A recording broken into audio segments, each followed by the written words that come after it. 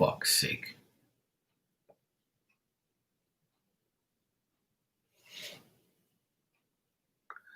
Yo.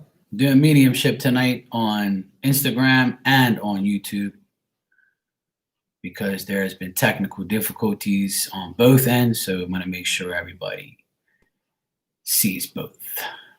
Hey, Vanessa. What's up, sweetheart? All good?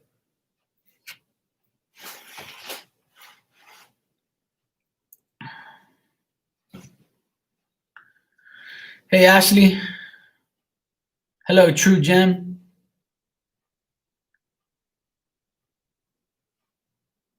See, because IG isn't. Yo. What's up, sis? Hey, Blue Nile. IG is acting crazy again. It's telling me it's checking the connection. And see, I'm on YouTube, no problem. Hey, Caddy. What's up? See, it's telling me that my connection isn't strong enough. And I'm like, what are you talking about, yo? How is that? Hey, Elizabeth, what's up, sweetie?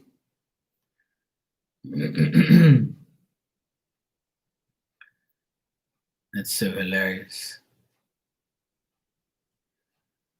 Anyway, that's why I had to make sure that. There you go, Caddy. See, it's something I told Vanessa this earlier. I said I'm gonna go on YouTube and on Instagram because I know that between both we can make something happen. See, because IG is not working right now. It's telling me my connection is not strong enough, and that's bullshit because my Wi-Fi is 100%. I'm on YouTube, so what the hell? It's Instagram. It's not working properly. But I'm gonna keep trying. Obviously, it's not easy, man. So it's all good. Like I said, there's nothing I can do about it. It's retrograde. It's crazy shit. I can't help it. It's nothing I can do about it. I can't control how these places operate. But it's not allowing me to connect to Instagram. And my Wi-Fi is perfectly fine. So annoying, man. See, yeah, my Wi-Fi says it's perfectly fine. This is so hilarious.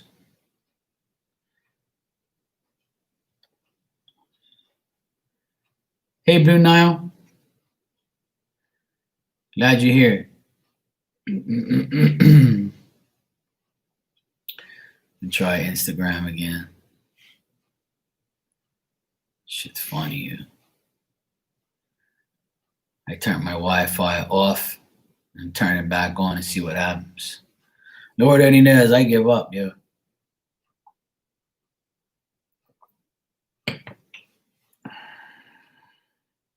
Chilling with the wine. I'm chilling with my Dunkin' Donuts. With my coffee.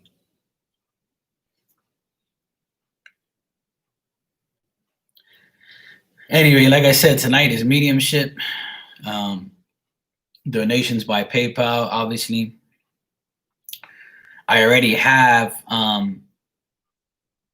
someone on my list, so I'm waiting for them to show up.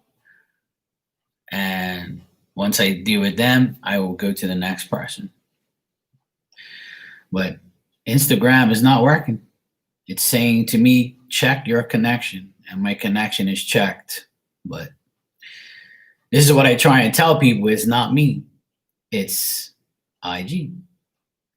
Because I'm on YouTube right now, on my internet, and it's perfectly fine. So, go away. Like, why is this thing like not working? It's so dumb. Instagram is like blah blah blah.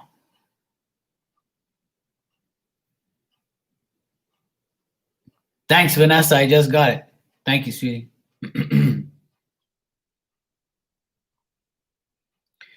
IG just keeps telling me that it's checking the connection. And my connection is perfectly fine. So this is just showing you that the retrograde is in full effect. That's why I came over here, because I knew something was going to happen. I just had that gut feeling that Instagram was going to act crazy. So I said, I might as well do it on both. Yeah. And everybody complained last night about IG. So I was like, oh, well, it's not me, guys. I told you already. Now, what I'm going to do is I'm going to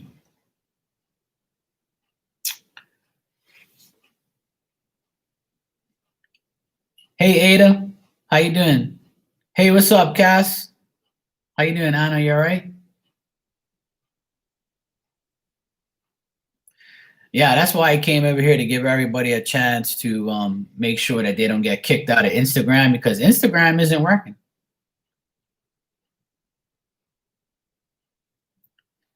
Oh, YouTube is perfectly fine for me. I don't have an issue on YouTube, and I don't have an issue on Instagram, me personally. But for everybody else, they say that Instagram's messed up. So I'm going to shut my phone off,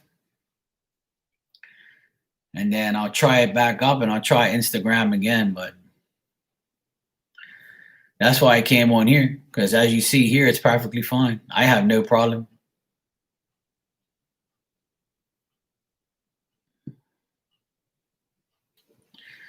Well, I'm doing great. Ada, how are you? I'm doing good. All's good. Just here a little bit early, getting sorted out. Like I said, tonight's mediumship, and I'm on here, and hopefully I'll be on Instagram as well. I already have 2 people on my list. All right, I'm going to try and restart my phone and see if that makes a difference, but I doubt it. All right, Ash. For those of you that don't know, mediumship is when you talk to a person that has passed away, someone that you know. I can describe that person for you, or get close to it and give you a message from them, from spirit. That's how this works. And I just simply want you to confirm when I say something. I want to, if I say, oh, the person has brown hair and blue eyes, blah, blah, blah, I want you to say, yes, they do have blue eyes, but they have, they don't have brown hair. I don't need you to give me information. I just want you to confirm the information that I see. So that way we're on the right track. I don't need information. Okay? The information that I give you is what I want to give to you, that I receive from the spirit. So all I want is confirmation that I have the right person from you. And then once we confirm that we have the right person, then we can go ahead and get messages. That's how it works. It's very, IG is on now. I finally got on. I turned my phone on and turned it back on, and it's working now. So IG is available. For those of you who want to be on Instagram, you can go over there. And for those of you that are on YouTube, you can stay on here. It's wherever you feel comfortable. Hey, Anne-Marie. Hey, Sonia. I'm on YouTube and I'm on Instagram, okay? So I'm going to be looking here, looking there. I always, tease men because they can multitask, but Marky can. Okay, so you don't have to worry about me multitask. Hey, Mary, Sonia, Elizabeth, welcome everybody. I'm on both. Like I said, I'm on Instagram and I'm on YouTube. I know I'm sounding like a broken record, but just to make sure everybody understands that I'm on both. All right. like I say, once see, Instagram's already pausing due to connection. See, Instagram's already acting crazy. That's why I'm doing this on YouTube, so that way it's recorded and you can go back and see it if there's a problem. Hey, Nina.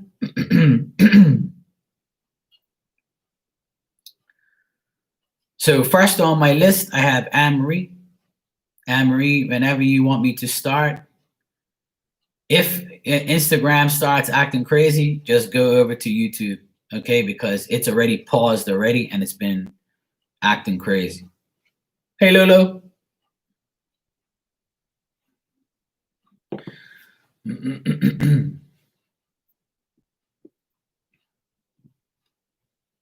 ready? Okay.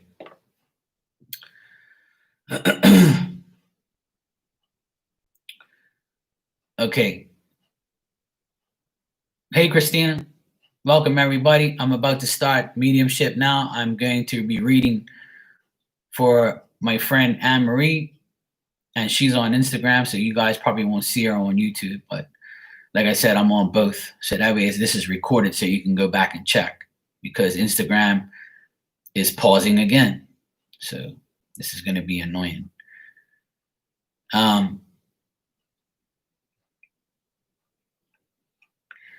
Anne-Marie, you want me to check a man named Elias, and he was the original owner of your house, or the person who built the house.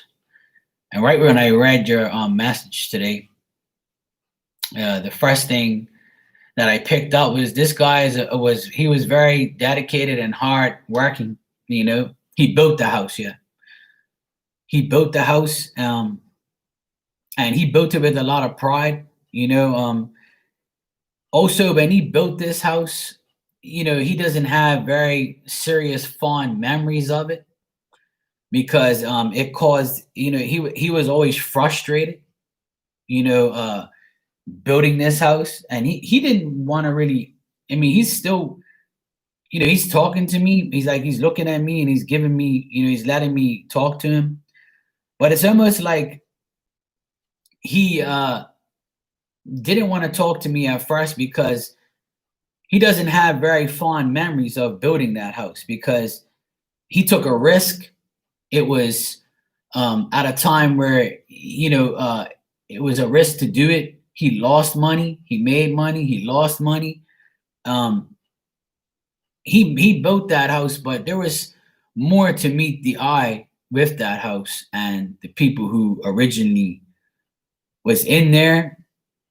I feel like it was a family that went in there in the beginning, and he was telling me that this family still like was owing him money, and it was like a chance he took. He gambled big time on building that house. And when you showed me the picture of it, you could see it's a beautiful house. And to build something like that back in 1790, that must have been a good bit of frustration and money and everything else. And that's what he's trying to tell me, is he was put to the test mentally and physically. Yeah. I feel like he stayed in it. Yeah, you're saying that he only stayed in it for 5 years because he couldn't afford to live in there. You know, he ended up giving it to a family, but the family, I felt like, still owes him money till today. You know, but obviously, you know, he's not here on earth, but, you know, not even the family either, because that was, you know, 200 plus years ago. But he's telling me that he doesn't have very fond memories of that house because of the way things ended, the way things were with that house. Like, he put so much effort and time that he got things started, like he almost gambled selling it. He didn't get what he wanted for it.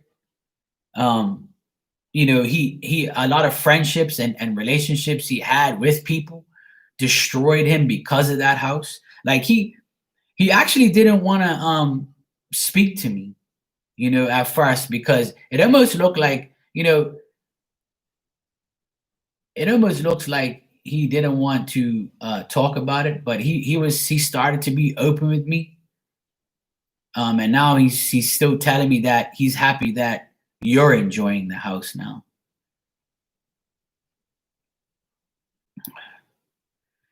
Anne-Marie, he's happy of what you guys done around the house, to the house. He likes the way the yard is now. He says he still hangs out there in nature, in the nature area. What he's showing me like a mountainish area with trees and he loves nature. He loves being outside. That's why he built that place where he built it, because it was a place where nature is alive. And he apparently he said to me that everything went wrong for him after when he was doing that house, and that's why he doesn't like to really elaborate too much on it, because a lot of unexpected things happen. He lost, family was a problem. Everything just went south for him when he was building that house and when he lived there as well. Like I feel like he had a wife, or he had a family and he got divorced or something, because he's telling me like I discontinued like being there because of this reason, and it was because of like a breakup he had. And he says he only goes there to visit. He only goes there to visit because he loves nature and he likes to be discreet. He likes to be, he doesn't want to bother you guys by coming around there. He likes the results of the house, whatever you have done to that house since you've been living there. I don't know how long you've been living there, but however long you've been living there and whatever you've done to the house, he likes it. Because I asked him, are you pleased with how Anne-Marie is taking, has done, with the house? Because obviously that's a long time. But he's happy with what you guys have done. He feels like you guys have put in a lot of hard work. He feels like you guys are the ones that have made progress in this house and around the house. You put his name on a plaque on it. Okay.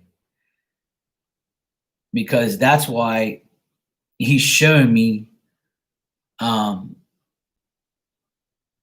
that he's happy with the way the house is, now, and what you've done with it.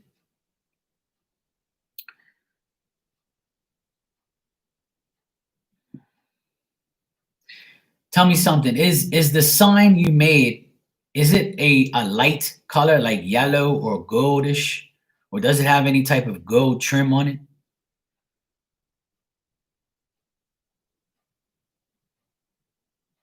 I'm getting like a yellowish or gold sign or trim or wording or something like that. It's a light cream. Okay, well, that makes sense. It's a light color.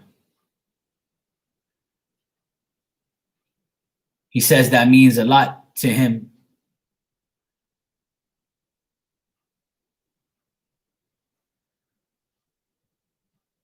He's saying, do you think that you feel his presence when you're outside? He says he doesn't want to come inside and intrude. Hey, Yolanda, how you doing?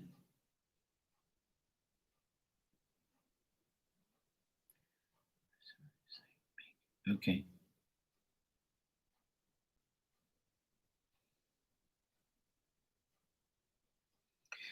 Yeah, because he says that he hangs out outside. He doesn't want to go inside, but he says he's happy with the way the house looks.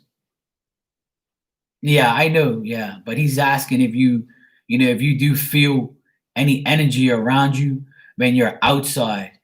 Um,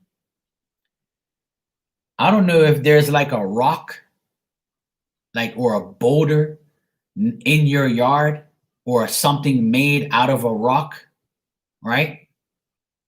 But he's showing me a picture of a woman standing next to a boulder or a rock or something made out of a rock, and he looks at you when you are there, and he's like, this rock or this place is sacred. It's like something means something to him or to you, or he sees you by this rock, or maybe this is where you reflect on things.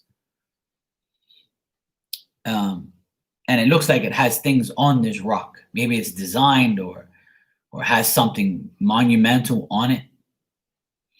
um, I don't know if there's like there is a rock, yeah. And by this rock, it's like it means something to him. The rock is like a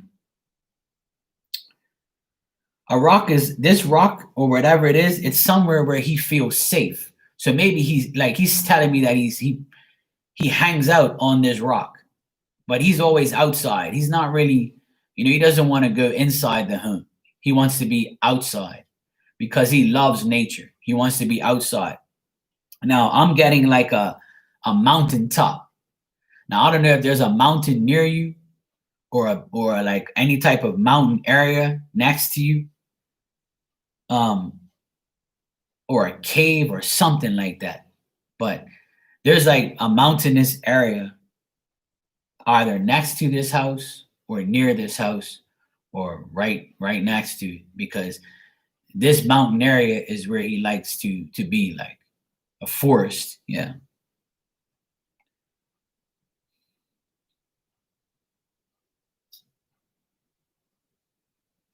Hmm.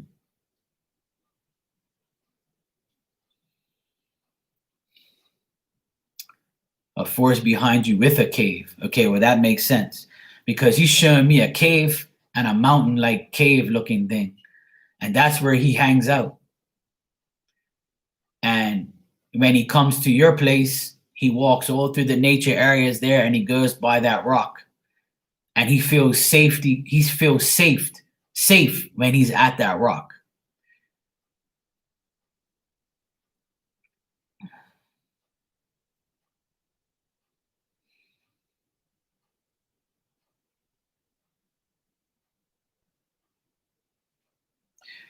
I don't know, for some reason, like I feel like the word treasure, it means something like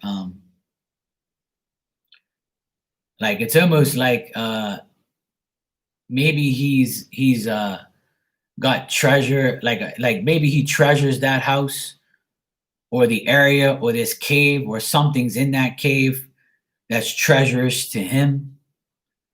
Um, Also, he's telling me that he's gonna leave you a sign. He told me that he's gonna leave you a sign on that rock to let you know that he's there.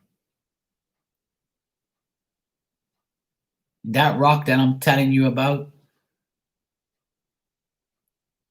he says between that rock and that cave is where he hangs out. But he says that going, he's always felt tired, when he's around there, when he thinks about the times that he was there.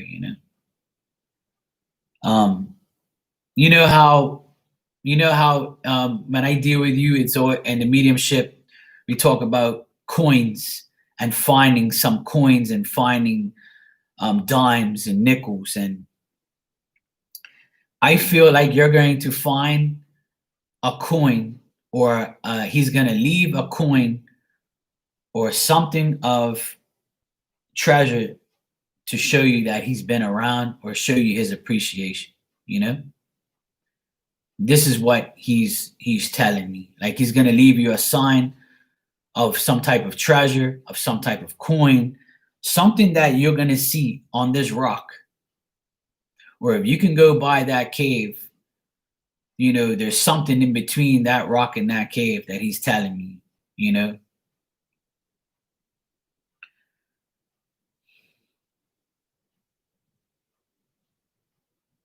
But he's telling me pretty much that he's very happy with what you and Eric have done to the house, how things are. He especially likes the outside, um, but he doesn't have very fond memories there.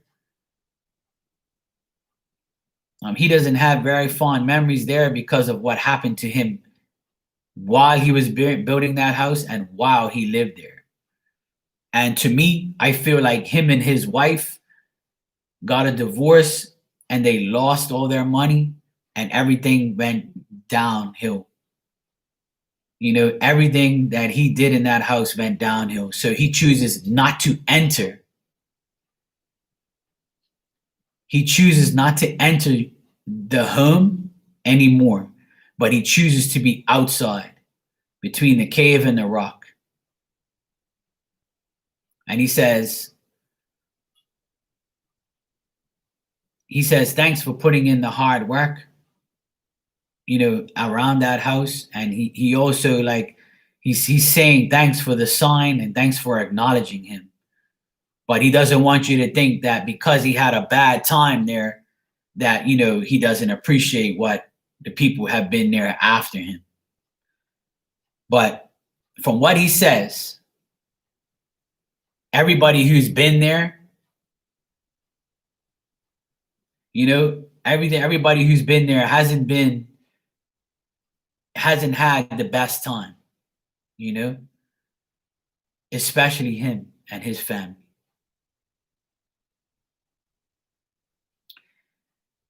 You know, he doesn't regret any of it.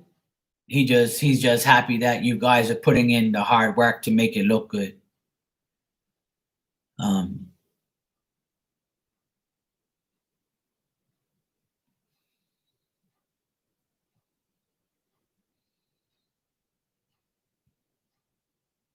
yeah, pretty much he says that he went his way and his wife went another way. Like they separated and then they had to get rid of the house because if not, they were going to lose he was going to lose more than what he had. But like I said, he still hangs out there, you know, he still hangs there. He still, you know, wants to be there. And like I said, he hangs out in that cave and he hangs out by the rock and he says that he's going to give you some sort of gift. He's going to give you some sort of gift or some sort of sign or treasure or something he's going to give you to show his appreciation. And I think it's going to be some sort of coin or like, you know, some sort of like money type of thing, like a coin or a, you know. You found out he built it and moved out after 5 years. Yeah, because everything went downhill. Yeah, so that makes sense. Because I was wondering why he was so sad. Because when I looked at the house when you first showed me a picture of it, because you said you don't know, and I was like, when I started to tap into it, like I just saw a man that was sad, and there's nobody else. It's just him. No, he doesn't show me a family, a woman, nothing, because it was all bad to him. Like it's all bad memories of living in that house, but being around there, admiring and being in nature. That's what makes him feel like, you know, he looks at that place as an accomplishment, but also like a burden in his life. But he's very happy with what you did to it and how you guys have dealt with it. And tell Eric to keep up the good work and try not to break his back doing anything there, because he says the guy that's there, he gets tired of working so much or has been tired of working outside.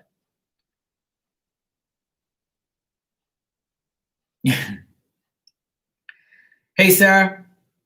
Welcome, everybody. I have a list of people already. So please be patient with me. This takes time. This is not a joke. It's not like pulling cards. I have to tap into spirit and talk to them and see what they have, what messages they have. So if you're patient, I'm going to be here for a while, one person at a time. Next, I have Vanessa and then Caddy. Hey, Gina. Hey, Brenda. Welcome, everybody who's here. I appreciate you guys coming by. Tonight is mediumship. All right, one person at a time. Well, if you want to be on the list, so far it's Vanessa and Caddy. I just finished Anne Marie. So if you want me to add you, I can. It's entirely up to you. It's a first come, first serve basis, and I put you on the list, and that's it.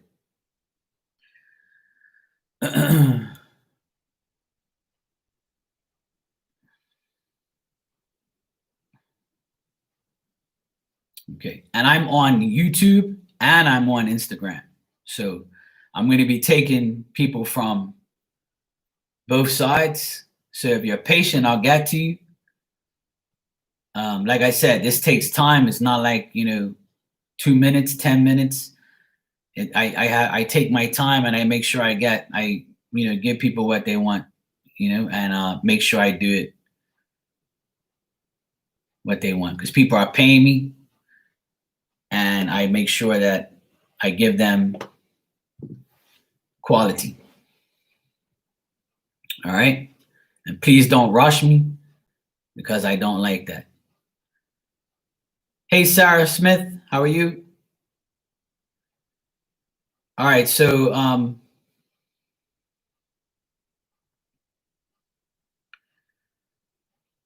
Sonia, you said you wanted to be on the list?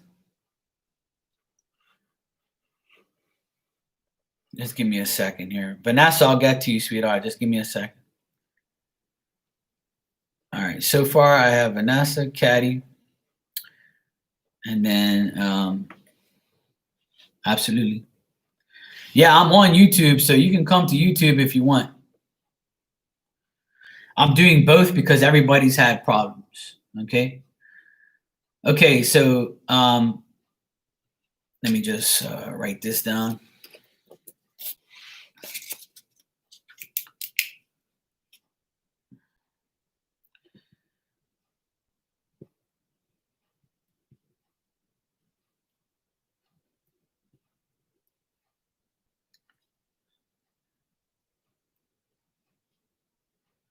Okay, Mary.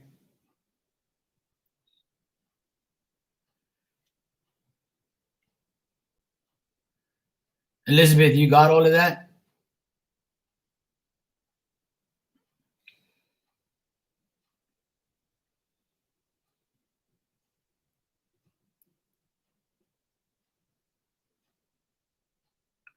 No, I'm not left-handed. I use both hands, to be honest. I'm right-handed originally, but you're probably seeing the opposite. But I can use both hands to do many things. You can't leave the other one out, The right's nothing without the left. The left. Okay, so I got Vanessa, Caddy, Sonia, Sapia, Mary, Sarah.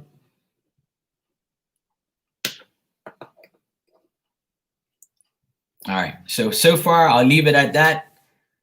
I'll take more as I go, but I don't want to be taking I don't want the list to be too long and then people get fed up, because trust me, this takes time and I'm not rushing.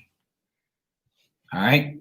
As long as spirit is talking to me, I like to. Blue Nile, you as well. Sorry. Blue Nile, you want to be on the list? You've been here for a while, so yeah, you guys are better off. If you feel that YouTube is better, you're better off going to YouTube. And if you are getting a message, okay, Ashley.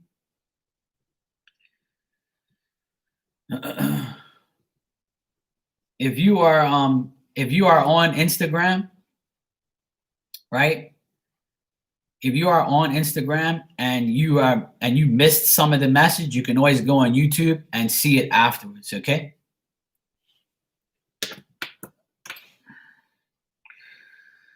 All right, so Vanessa, you said, can you see what message my husband wants to tell me? All right.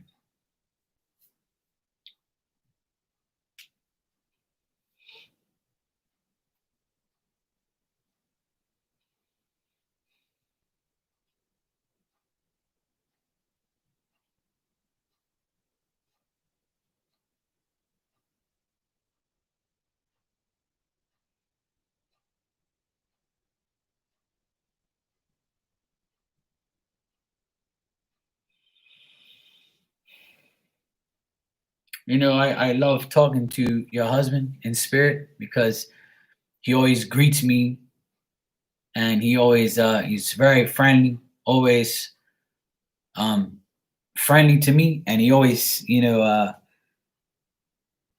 it's like he didn't want to say certain things, so he wants me to tell you, and he's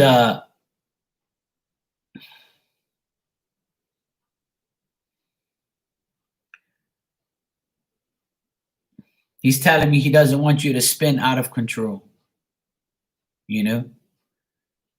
He doesn't want you to do too much too fast. He thinks that you are doing way too much. Um,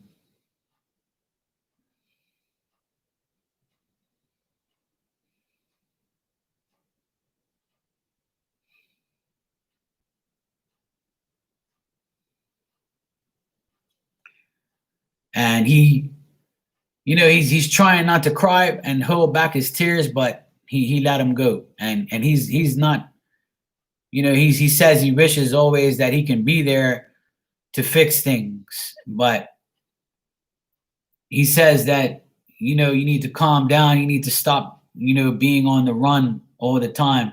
He doesn't want you to do that.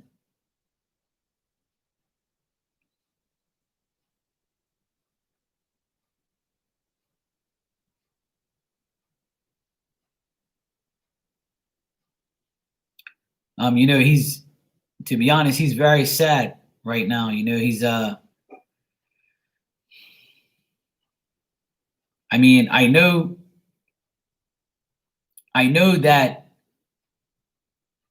that he is the type of person, like he's sitting on a chair, and he's just holding his head like this, and like he's trying to wipe his tears because he doesn't want to look at me, like he's ashamed to cry in front of me. But I told, me and him are like bros, man. Like I look at him as a good person. He always comes through with spirit to spirit with me every time I've dealt with him. He's always been up front, but now he looks really like upset. Like he looks like he's not the same person that I talk to regularly. Like most of the time, he's a little more, you know, um, and he's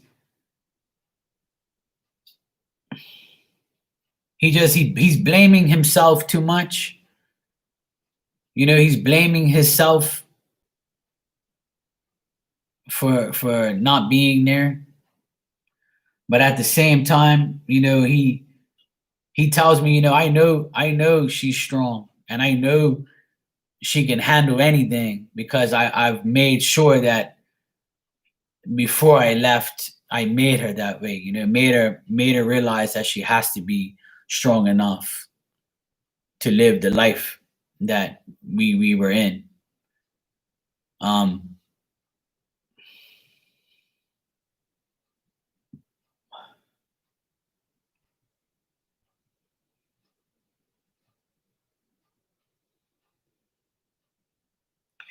he's telling me don't be mad about the car because he's showing me the car keys and he's showing me the car. He says, don't be mad about the car. If you think I'm mad about the car, I'm not. He just like completely blurted that out because he shows me like a black key. And he says, tell her don't worry about the car. I'm over that.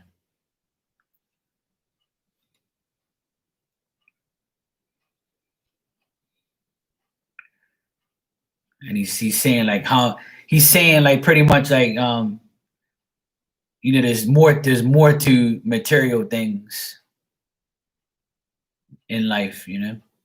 He's not worried about that. Because he thinks that you're upset with him about those things.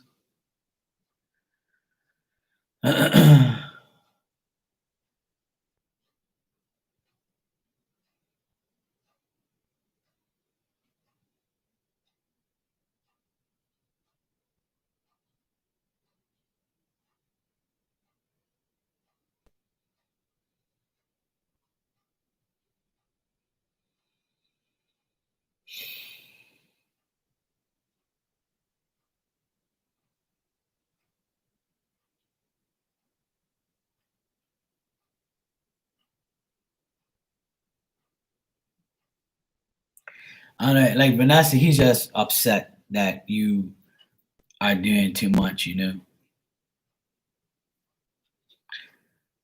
Yeah, like he honestly, I'm not gonna lie to you. He's not exactly happy with how you live your life.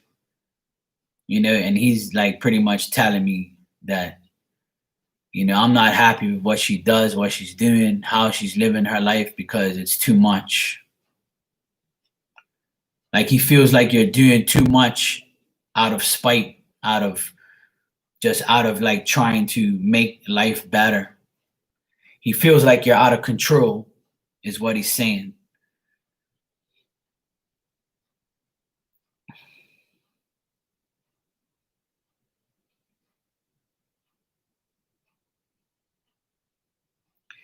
You know, he says to me that um, he says he hangs out with your daughter.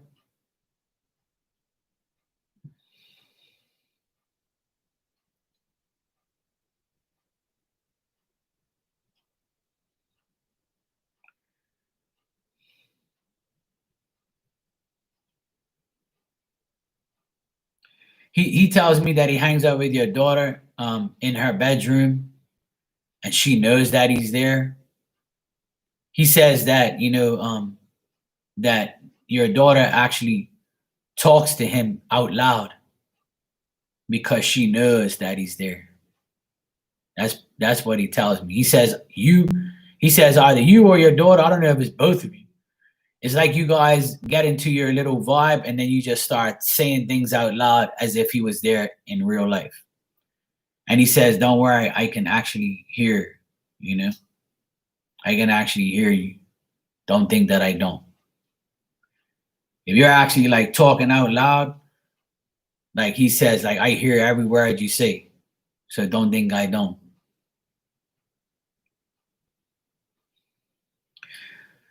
But he's telling me that he's trying to defend you or protect you from another woman.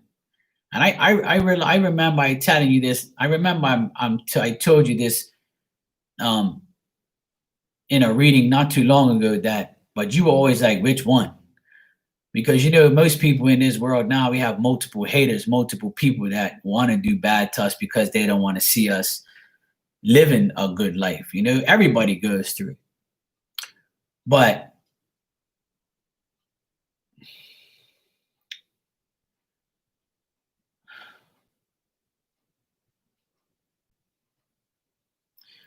it's almost like he's telling me that this is either his ex that still like has this vendetta against you. And he says that he's trying to clear all those things up. And I don't know if this woman has dark hair, like black hair, or brown, dark brown hair, but he's showing me like a woman, and he says the woman has dark brown hair or dark black hair. I don't know if he's telling me this is his ex or this is somebody that he's trying to protect you from. Because he's like, yeah, he's giving me this facial expression, like just tell her that I'm trying to do what I can to protect her from this person. He says he has your daughter under control. You know, she's all right, but it's you that he's trying to protect.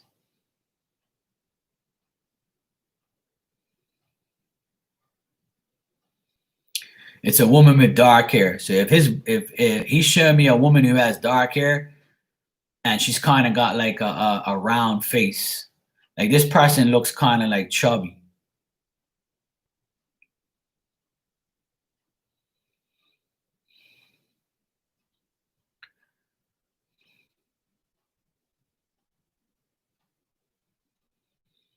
Yeah. He says this person still has a vendetta against you and he's protecting you from this person pretty much. Like, you know, because he's trying to that's the one you always have problems with. Okay. Because he's actually showing me the person. I mean, I remember you talking about her a long time ago. But he says that this woman still has a vendetta against you till today. But he says that he's trying to eliminate that energy from you because he says that's I don't know if this woman had some type of if she would had like type of, you know, like hated you so much, you know, because I always tell people that energy is transferred through hate and through hope, through good, through bad. And just thinking about hating you every day, all day, that can turn that energy towards you, you know. So, but he's trying to reverse those things to keep you, you know, safe. But he actually showed me the person this time. That's the message he has for you, that he's working on that. And he says to also, you know, make sure you're not provoking that in any way, because he says if you're provoking that or thinking about it, you know, don't. Like he doesn't want you to even entertain that thought because he says, I know she will.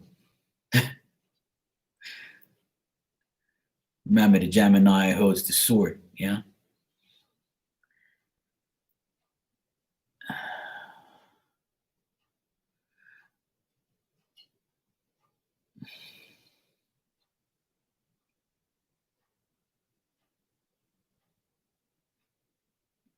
But he says, just please tell her to stop doing things too fast. He doesn't, he wants you to be more patient, but he says, you know, yeah, the hatred isn't going away. Like from time to time, you know, she wishes bad shit on you, and he doesn't want that. Like, he says her life isn't perfect. That's why she's hating on you. So he's telling me that. All right, Vanessa?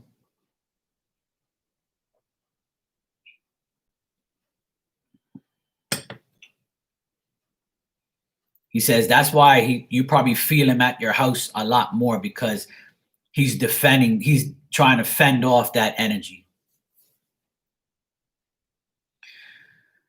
Well, there you go. When she first met you, she wished you died. Yeah, exactly. So it's no bueno. No. He says that's still happening, but he says don't worry about it. He just wants to let you know that he's trying his best to protect you and his daughter at home.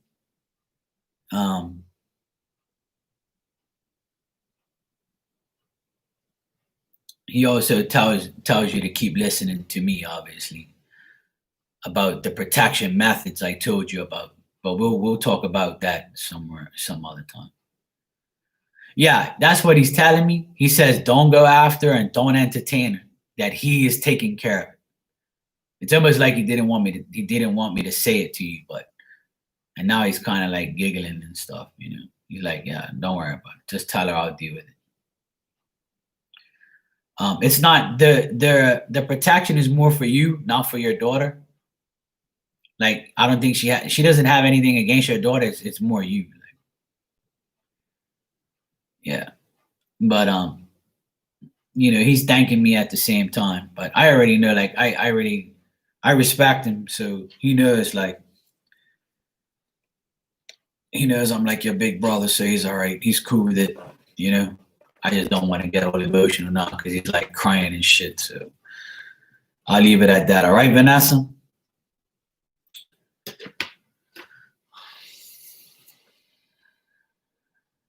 Of course he does. That's why he doesn't want you to get caught up in the wrong situations. But he's very emotional right now, and he's starting to make me feel like that. So I'm gonna disconnect from. It's like he's laughing and crying at the same time, and I'm like, yeah, really, bro?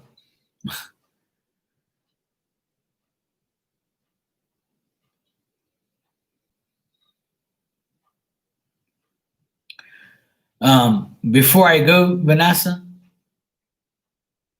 he's telling me something about.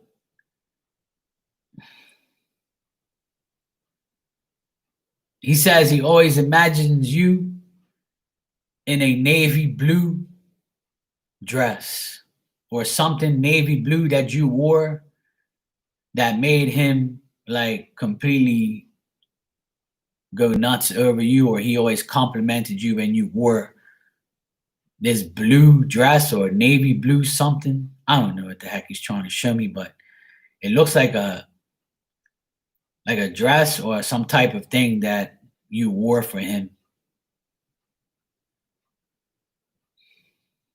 I think it's blue or navy blue or black. I don't know. I don't fucking know. I can't see it too much because it's like almost like he don't want to show me. He's like, don't be looking at my wife, yo.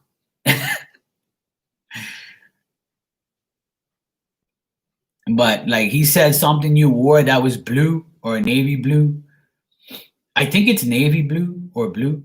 But he's like, this is what, when she wore that, like that's what made me happy. And I'm like, I know, yeah, whatever, bro. Okay. I gotta go now, bro. I gotta go on to the next person. But I don't know if you wore that item. Okay. Right. A Polynesian dress that I wore for my wedding. Okay. I have no idea what that is. I don't deal with dresses. I just undress. So, I'll leave that between you and him. I don't even want to, go into all that stuff, but yes, that's what he just told me before I go. I just wanted to let you know that that's what he still thinks about. Okay. Well, he wants you to put that dress back on so he can look at you. When you got some spare time, and don't tell me about it, okay? That's not none of my business, but he wants to see you in that dress. I know you said you wear it from time to time. I don't know, like he just wants to see you in that dress again. All right, because that's what makes him happy. Okay, I have no idea what that's all about, but that's between you and him. Hey, it's not weird. It's life. It's the way it is. That's what he just showed me. I have no idea. I don't know what that's all about, but all right, Vanessa, I'm gonna move on to Caddy. I'm gonna try and give everybody, a decent reading. Like I said, I am only gonna give you what I get. So if you're patient, everybody will get a message. And I appreciate your donations. I appreciate your patience. Remember that I'm gonna be on here for a while. One thing about me, I'm not like these other readers who say I'm drained. Okay, this doesn't drain me. This is a a blessing to give you these messages. Okay. You're welcome, sweetheart. Anytime. It was a pleasure always tapping into. He also is my brother in spirit. You call me your brother, and he's also my brother. I actually love talking to him. He's really cool. But today he was very emotional. I don't like seeing him like that, but he made me laugh at the end there. Okay, Caddy, you can go ahead and tell me what you want to know. Whew.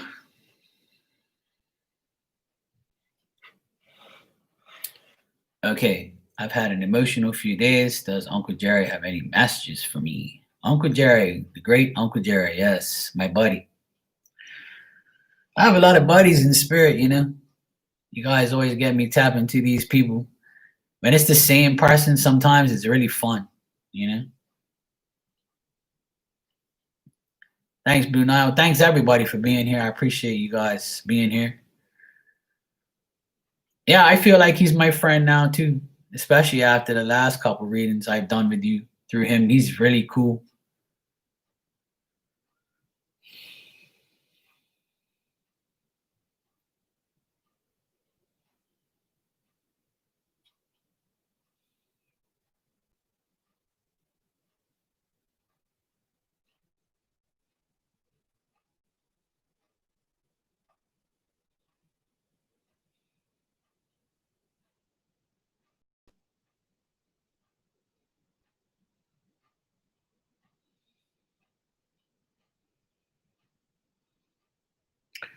Well, first of all, he's showing me that you need a hug.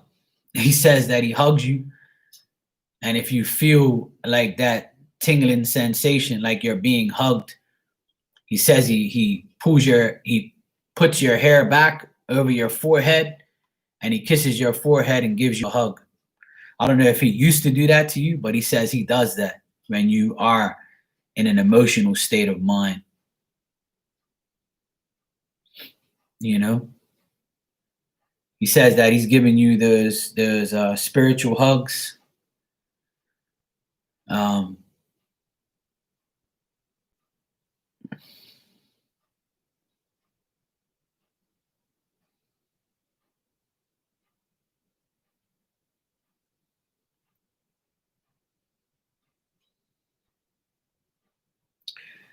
he just says worry is just going to breed more worry. He wants you to be more positive and laugh. And he says you do things that make you happy. He says he doesn't want you to dwell on the things that make you sad. You know, that's a lot of people's problem in this world. You know, they know they have a good life, they know they have good things, but when something bad happens, they dwell too much on it, or they get emotional, they dwell too much on it. He says that you dwell too much on the little things. So he says like, you know, he's almost like making like a joke about it, like, you know, oh, come here, Caddy, I'll give you a hug, don't worry, you know, come here, sweetheart, you know, I'll give you a hug, come here, big girl, you know, come here, you got to be a big girl now, come here. You know, it's like, you know, he's like joking. Like, he's like, don't worry, tell her I'll give her a big hug. You know, Uncle Jerry is here. You know, it's like he wants to make you laugh because he doesn't want you to dwell. That's the word.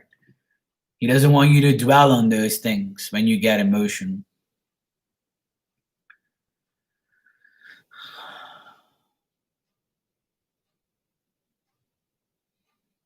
Tell me something. Do you smoke cigarettes?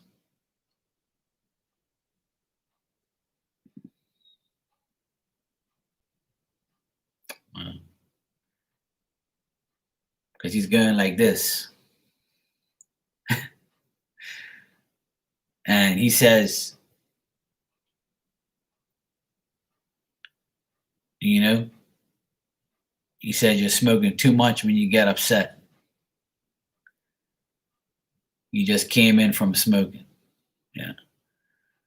Because he told me that you smoke too much when you get upset. And that usually happens anyway. But he's going like this and I see smoke. Because he says, tell her to stop smoking so damn much.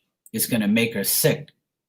And ain't that true? Because that's what happened to me when I got stressed out and smoked too much. It made me sick. Yeah, it's like he's doing it in a funny way, but I know he's being serious at the same time. Like, because I'm getting kind of nauseous when I think about it. I once was a smoker too, so I know what that's like. But I wasn't even sure you smoked. I never heard you talk about it, so I wasn't sure if it was him or you. But he was like patting the smoke away, Like, and he was like, look, tell her she's smoking too much. So I would say maybe cut down on that. I know some people say, I can't, Marky, I need my cigarette.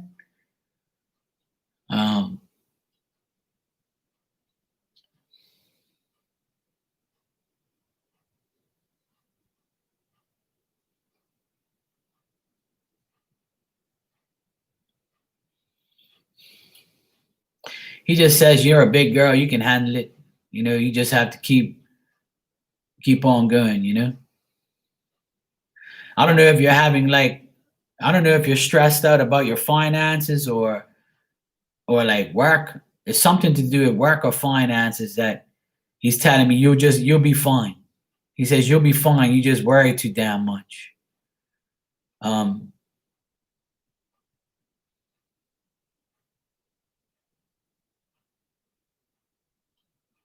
he says things will get better, but you know what you have to do. And I know, like, I feel like this guy's like right next to me, man. Or like, you know, he's like, I don't know if you have like, because he's showing me like these wooden chairs that he sits on, and you know how like you turn the chair the other way, and like the top, the part you lay your back on, right? He's sitting backwards in the chair, and he's leaning on the chair like this on top of the chair, and he's fidgeting, and he's like looking at me, and it seems like he's at your house, you know? And he's in this wooden like chair. Like, see how this wood right here is? Like, I see like a brown wooden chair that he sits in backwards. And he's leaning on top of it, and he's fidgeting, and he's talking to me. And he's telling me, like, you know, I see it all, you know, I see it all around here, and you know, I'm gonna help her, and I'm gonna make sure she's all right.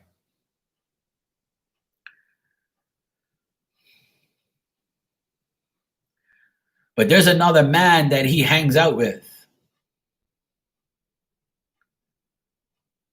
Yeah, I see him clear as day, yo. He's showing me him sitting on this chair backwards, and he's like, you know, he's you know, he's all fidgeting and stuff, and he's like all excited. It's like, yay, Mark is here. We're gonna talk to Caddy. He always makes me laugh, man. This guy, he's funny, man. But he's not. But he's got another guy that's hanging out in the background that he hangs out with, but he's got like glasses, and he's got like I don't know. It's like I can barely see him in the background, but he also hangs out with him, like tags along with him. But he's quiet. He's not. I always see this guy in the background, but I don't know who he is. Maybe it's his brother or father, because he has like, you see how my glasses are, right? But it's like the grandpa glasses that's halfway, and he's like looking like this, like, you know, the guys like that, like, you know, it's like an older guy. Might be his dad or an older brother or your dad, your grandfather. I don't know. It's like, yo, maybe I don't know if he wore glasses on the tip of his nose, but half this size, like just to read, because this guy's in the background, and he's reading like a paper or something. But like, as I look at him, it's in the background. Like, this person's in the background, but they're not saying anything. They have nothing to say. They're just like, whatever. Like, I'm just here with this guy. But the message, Caddy, is he's trying to help you get through everything. He says, try not to worry too much and try not to smoke too much. He says, you're only going to make yourself get sick by worrying and smoking too much. And he says he's trying to give you as many hugs as he can. And he says, you know, you can hug your child, and that'll make you feel better too. Hug your boy.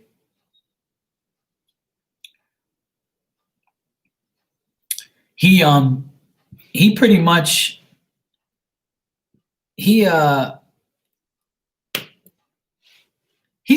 says he hangs out there pretty much a lot because he feels so much better there. He likes to watch your son play. He likes to watch your son play and do things. I don't know if he likes to play with a ball. He shows me this little ball that he likes to throw or roll on the ground. It's almost like your son can see him and tries to throw something at him or a ball at him or an object. I don't know what it is, but he says that he laughs at your little boy when he's playing.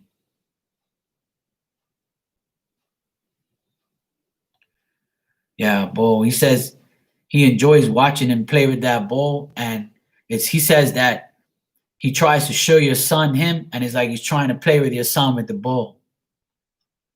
I feel honestly, I feel like your son at that age can actually see, your Uncle Jerry, or maybe they're doing something to make him see him. It's almost like he wants to be there to play with that ball and him. Your dad hates when he puts. Yeah. Oh, there you go. It's like he's showing me that.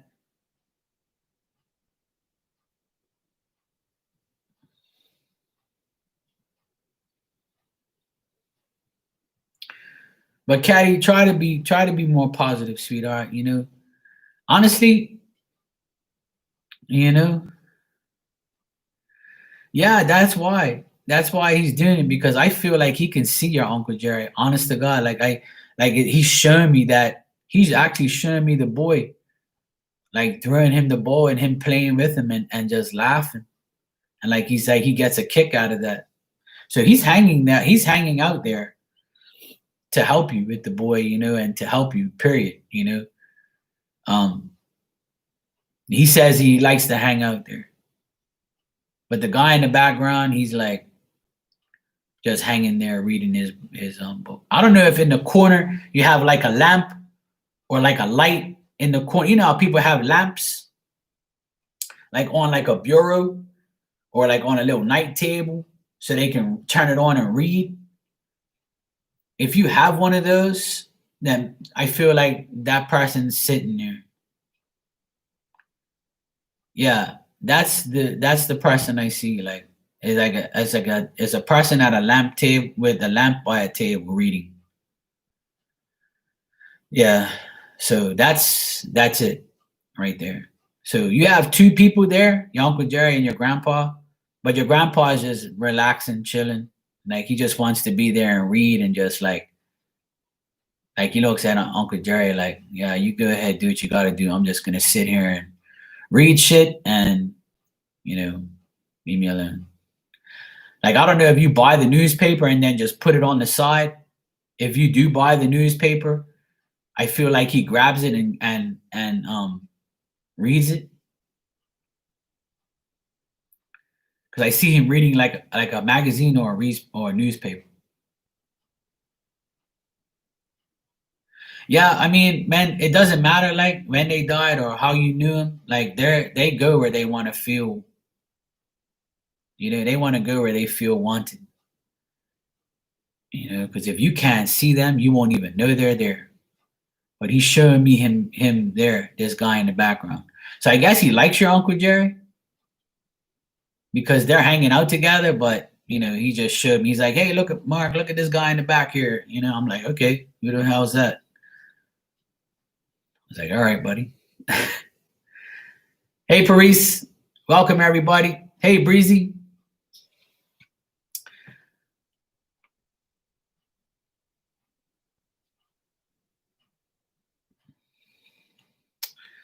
I am on Instagram and I'm on YouTube tonight.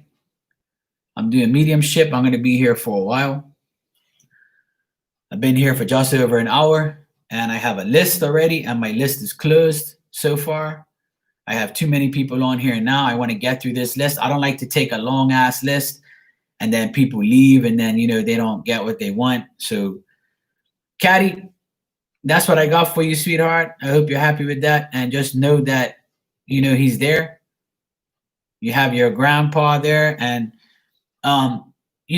if you want, like, what I would suggest you to do, Caddy, is get a newspaper Well, first of all, if you have a newspaper, if you get the newspaper, bring it home and put it on that night table with where the lamp is, so that way your grandpa can read it, you know, and then go from there. Okay, just as a way to say thanks. You'll see the difference.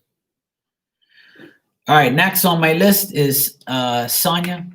Welcome back, everybody. I'm on Instagram and I'm on YouTube. I'm doing mediumship readings tonight. Like I said, this takes a lot of time.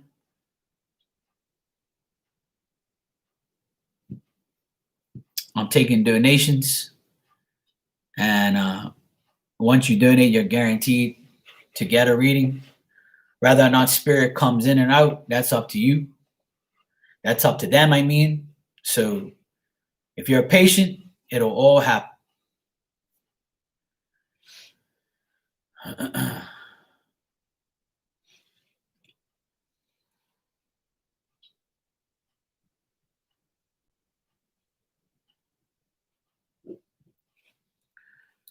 All right. And thanks everybody for the donations. I'm getting them, and whoever donates goes first. And like I said, I'll get to everybody. Don't worry. If you're patient, you'll be here. It's Saturday night, so we'll get there. All right.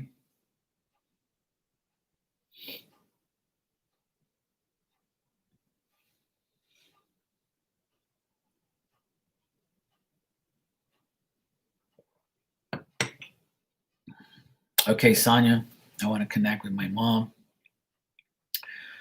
What's important? What's most important for me to know now?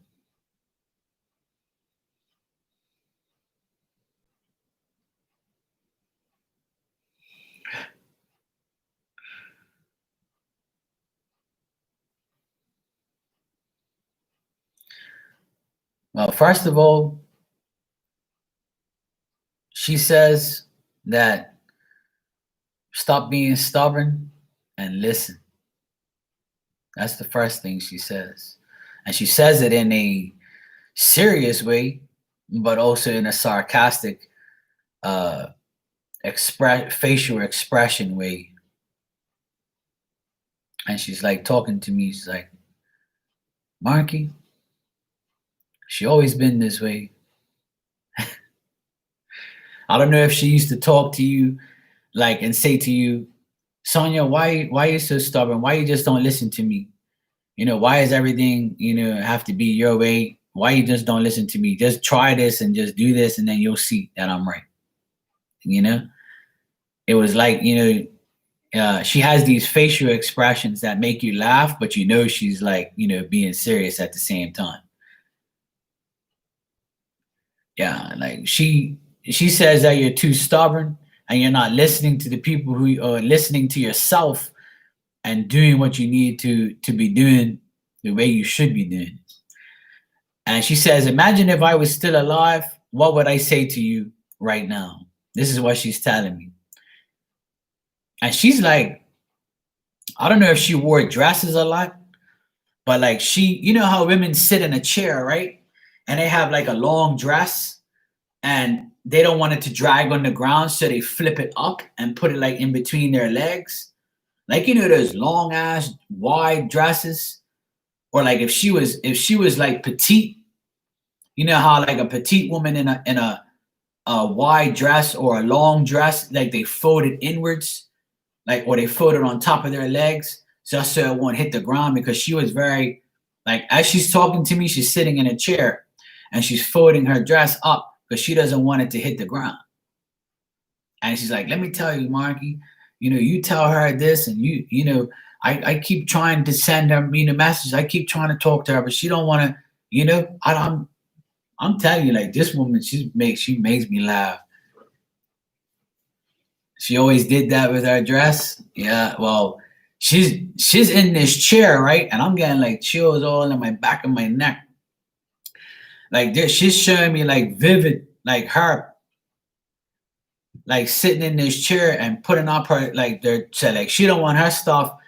Like she's very like conscious of having her, even if the floor is clean, She don't give a shit. She wants to put her dress up like on top, like and make sure it don't hit the ground. Like, so I'm noticing what she's doing while she's talking to me, right? But and I don't know if she went like this or like she used her hands or like she has these serious like expressions, you know? Yeah, Paris, I'm on YouTube if you want to go over there. If IG, I know IG is acting crazy. That's why I'm doing this on YouTube.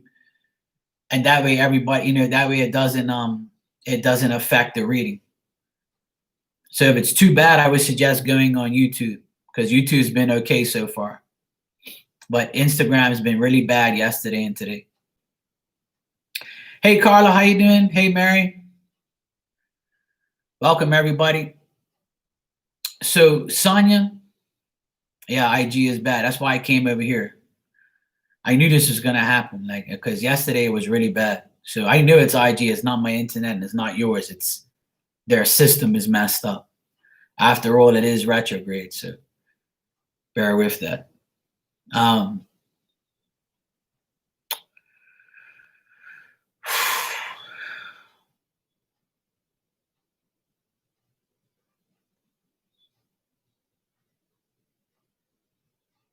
She says to me, "Whatever you want to do," and I feel like I've repeated myself with you many times.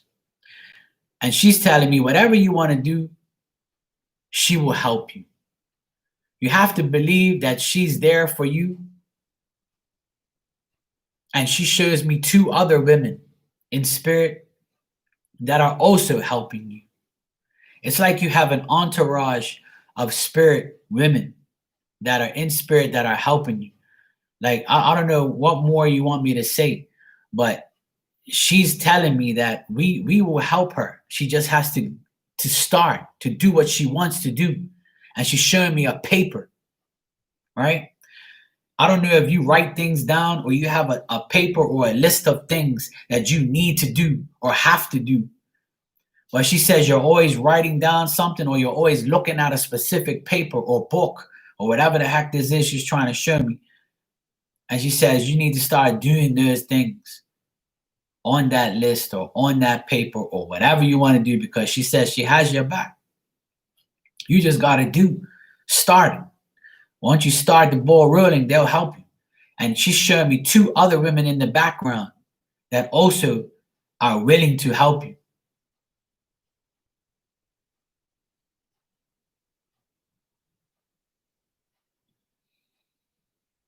Yeah, she just says, whatever she wants to do, I will help her, you know? It's like she has this accent, and like I can almost hear her talking. I can almost hear her voice. And she's talking with her hands and she's like trying to like, get my attention, and tell me, look, just, it's almost like she's got like this fed up energy. Like she's fed up of like trying to push you. I don't know if she got fed up of like repeating herself with you guys or with you, but it's almost like she's like, I don't know what more to say. Like, yeah, but planner, yeah. She says she can help you with everything you have on that planner. You just gotta keep going, and she will help you. And like, yeah, her sister. Like, I feel like there's two other women in the background, and I can see them in the background, but they're just in the. It's people who obviously she hangs with. Obviously she's with her sisters. Well, not obviously, but I can see them. Two other people in the background. It's her like this, and it's got one here and one back here. Like they're staggered, and I can see them sitting down, and they're all facing, looking at me. But your mom is doing the talking. Yeah. But they all say that they're ready to help you whenever you're ready to do what you have to do on that list. Whatever you have on that planner, they've already seen what you've written.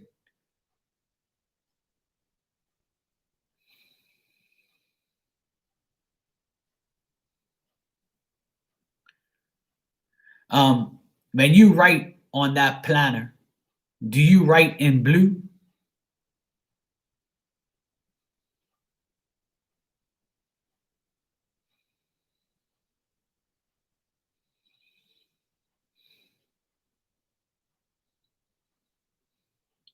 Hey SR, how you doing? Welcome everybody. Hey Paris.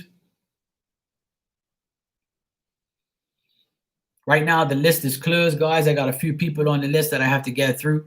And like I said, this takes time, okay? Sonia, was that a yes to you writing in blue? Because the reason why I say that is because they're showing me a paper and they show me a blue pen, blue writing, whatever. So this is what they're showing me. So there you go. You know, like they're saying this is what we see her do. We know what she wants, and we can help her. That is the messages. Whatever you have in that planner, they have your back because they've already seen what you've written. And I've told you many times that you have a really good backing in the spirit world, and you should have no worries whatsoever. Like, I don't know how many times you want me to tell you that, but I'm going to continue to be a broken record, and so is spirit, because they want you to have the courage to make these things happen that you have in that planner.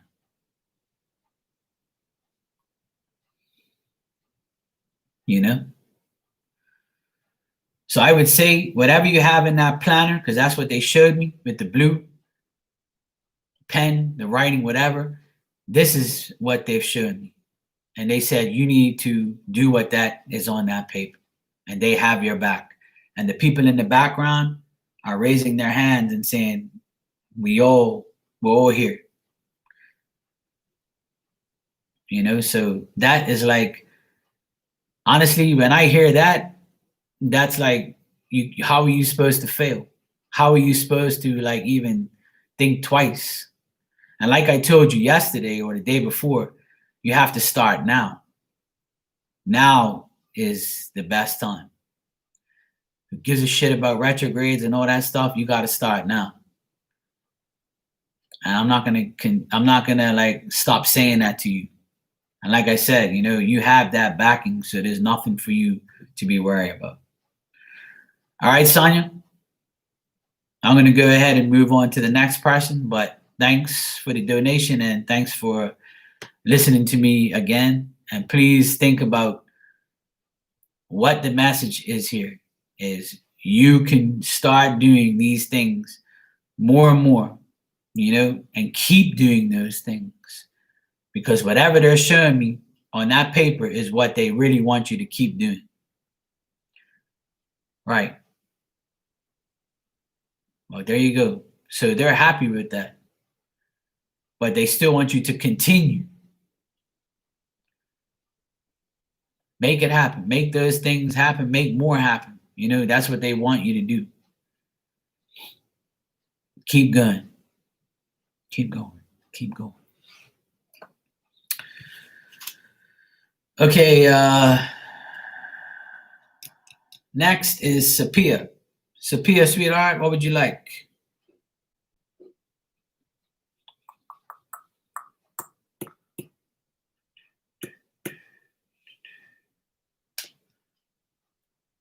I have tried for you to reach my friend without success. If you can ask if he hears when I speak to him around me, let him know that I miss him so much. I wish he was here. Terrace Nicholas. Oh, right. Because every time you ask me for a mediumship reading, I think your brother comes in instead of him. That's what happens. You're welcome, Sonia. No problem.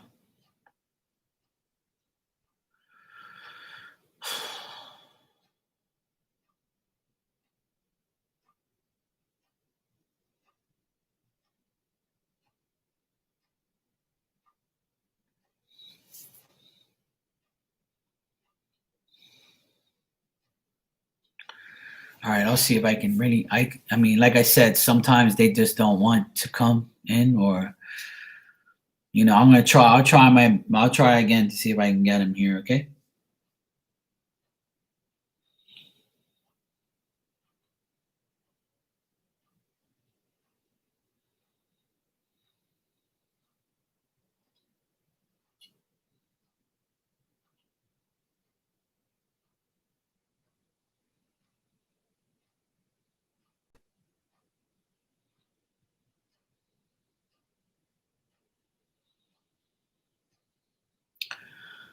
Is this guy light skinned?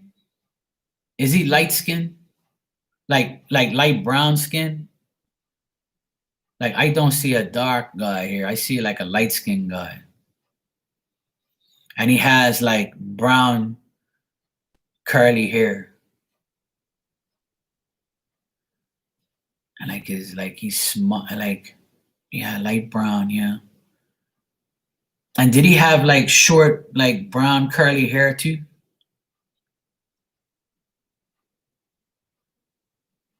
Like not super short. But from what he shows me, it's like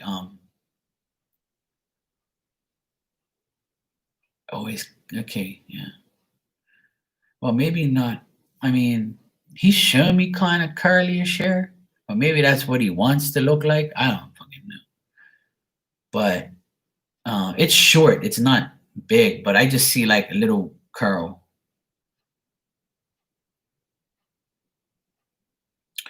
Well, not curly, but you know how like light skinned guys, they put that like that stuff on their hair and it looks like a wave type of thing. Did he do that? Like it looks like it could be called curly, but it's like got that slick type of wave thing.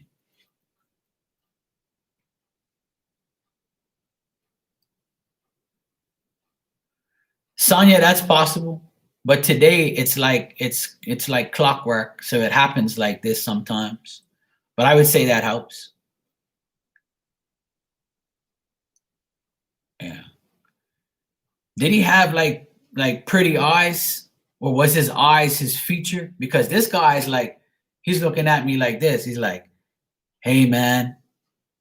Yeah, like waves. Yeah. Like how black guys do their hair, and some of them got that like that wave type of effect. It looks like curly, like when I first looked at it. But then I realized I was like, yes, a lot of guys do it. Like some of my friends got hair like that. Besides the point, anyway. Like I see this guy's eyes, man. Like his eyes is like a specific feature to me. Like he's like, hey, like he's telling me that the reason why he hasn't come to me before, because he's laughing kind of thing. He's like, look, man, I'll come through now, but the reason I didn't, and he's giving me a reason, is because he was with a woman, with another woman. And this woman is somebody that needed his help, or he couldn't connect with me or you because he was with this other lady.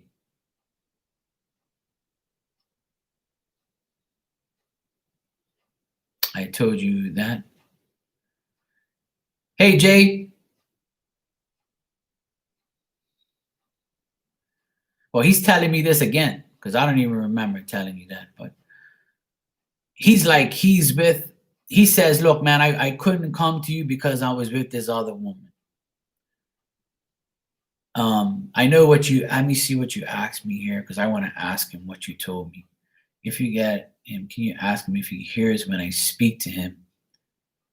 Let him know. Oh, okay. Right.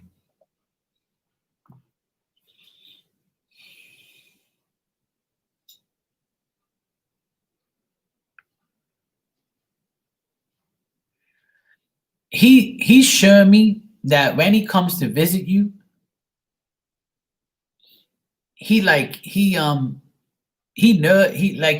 you and sees you and all that stuff. Like he's like, yeah, man, I got her. Like, I know what she's saying. I know what she's doing. I know she knows I'm here. All that stuff, you know.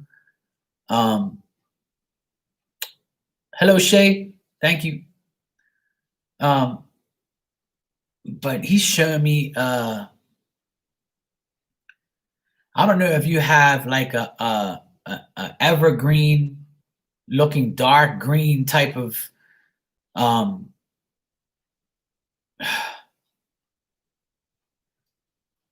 no, you'll be able to get one if you can wait because there's a list. All right, there's a list.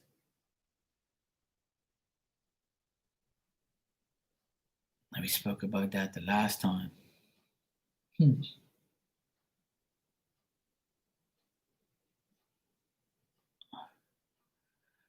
So he's telling me the same thing. Yes, I know you already donated, but you know we'll get there. If you have patience, I can deal with it. Okay. Yeah, I mean he's showing me the same thing, Sophia. I forgot about your car. It's green.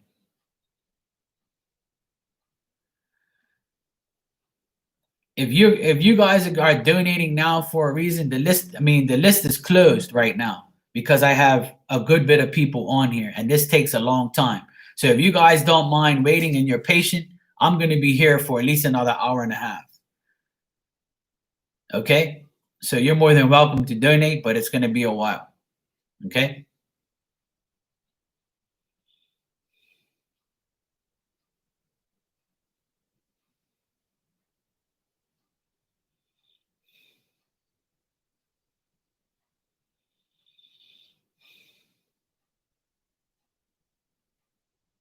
So Peter, he's pretty much showing me the same thing. That maybe that's why he's showing me the same thing because that's what he does with you. He hangs out with you when you go for car rides. But he's also showing me a place that either you go to eat or you guys went to eat or just to have a drink. But it's like, it's those drinks where, the soda fountain and it has like the top and the little straw. Like he's showing me like a place maybe you guys hung out and had a drink at or ate at that had those type of drinks because I see him sitting down with a huge smile on his face and he has this cup. You never went to a place to have a drink, but do you go to a place to have a drink like that? Even if you never went to a place to have a drink, do you go to a place and drink out of things like that? Because he shows me a place where he is sitting down at a table drinking out of this straw, out of this cup. Hey Leslie, how you doing?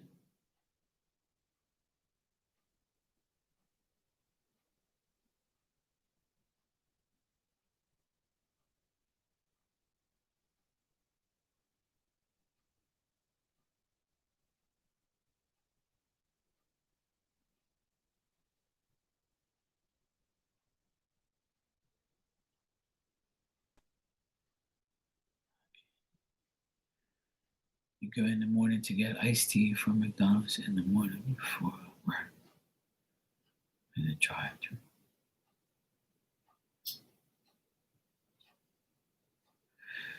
See, and you're saying the drive-through. See, and that's where the car comes in. I honestly, if I told you this last time about the green and him being in that car, it's almost like that's what he wants to do when he's with you. He hangs out with you in that car, and it's almost like he's happy when he has that drink. But I didn't do that before. See, but you're doing it now. So that's the signify that he sees you go get that drink.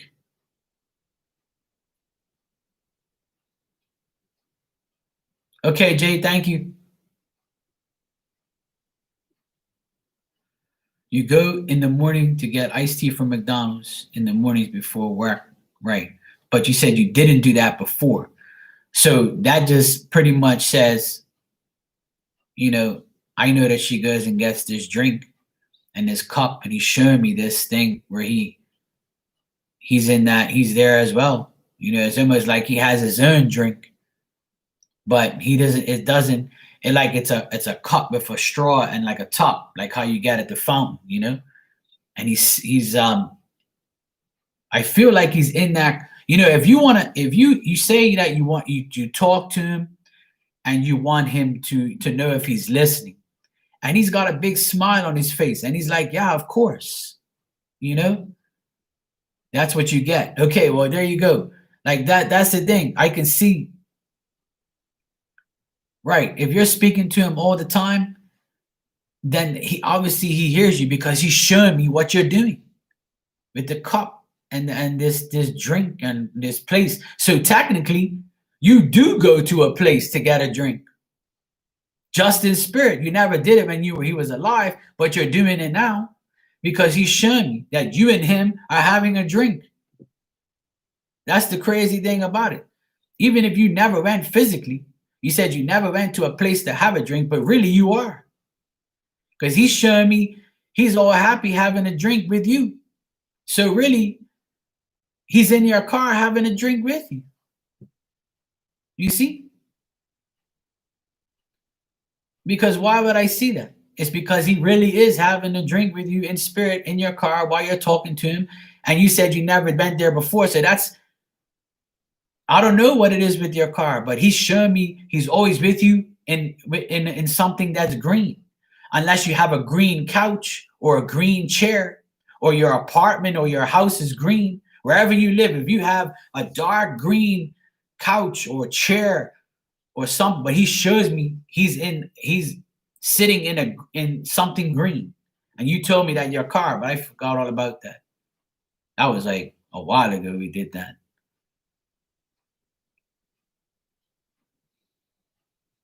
Yeah, that's what I mean. So this is what I'm trying to tell you. The only thing that is green is your car. So if you don't have anything at home green, then he's not really wanting to connect at home. He wants to connect when he's in your car. Because that's where he shows me he is, in that green, something green. So if your car is green, and he just showed me you go through the drive-through to get a drink. So this all makes sense. And he liked cars. So what more do you want him to do? So this is what I'm trying to tell you is, if he's showing me him drinking a drink in somewhere green, which is the car, and you said you never went somewhere to drink, but now you're all of a sudden going to the drive-through on your way to McDonald's. So this just proves that he's there with you. So if you're talking to him, then yes, the answer is yes. He's, you know, when you go through that drive-through again in the morning, right? Imagine him there with you and say, hey, you get your drink and I got mine, and we're going to drink and we're going to have a chat. If somebody sees you driving your car and you're talking to yourself, that's okay. They're going to think you're singing to the music because they don't really know. You ain't got to worry about that, okay? At the end of the day, you can talk to him in your car because, yes, he loves cars. He likes cars. He wants to be there drinking that drink with you. This is where he feels connected to you, okay? That's why I keep getting this all the time, because there is no other way he wants to connect, because when he leaves that car, he goes back to this woman that he's telling me I go back and chill with this other woman. But when I'm with Sapia, I'm in this damn car and I'm with her and I'm drinking this drink. And this, yeah, exactly. It all makes sense now. Right. If I told you to do this last time, he's repeating himself. Because I don't even remember this. Like I remember you saying that I told you this before. So he's just basically saying, look, woman, I'm gonna tell Mark again. You know, I'm in the freaking car drinking with you. Oh, it's the wife. Okay, because he says he's around a woman. So I don't know if he was married or whatever. It's the wife, and maybe the reason why he was killed. Oh, okay. Can you tell him? Oh, I miss him. Yeah, but you could tell him yourself. He's listening right now. He's talking to me through you. You see, this is what I tried to explain. And listen, everybody, you see how this is? Like I said, this is no bullshit. This guy, the only way he's gonna be talking to you is when you go for drives. Because when he leaves that car, he goes back to his wife, wherever she is. Spirit fluctuates. And someone joked around with me the other day and said, "Oh, so how is spirit going from place to place? Do they go in an airplane?" I was like, they're going to go wherever they want to go, just like us. You think spirits don't go in planes? You think spirits don't go in cars? Well, you're damn wrong. They go wherever they want, just like us. You just can't physically see them, and some people do, some people don't. But this guy is pretty much the only way he's hanging out with you is when he's in that car. Yeah. And that's why I'm getting the exact same thing. Is because this is exactly what he's telling me. But he hangs out with you and drinks and with you in the car. And when he's not with you, he's with his wife. Because he showed me a woman right off the bat. All right, Sophia. So he knows you miss him. He knows that.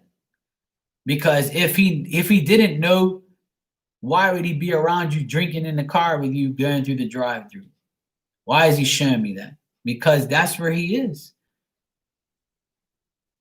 Between you and his wife, that's who he hangs around. Okay, sweetheart? And you keep talking to him. Tell him whatever you want.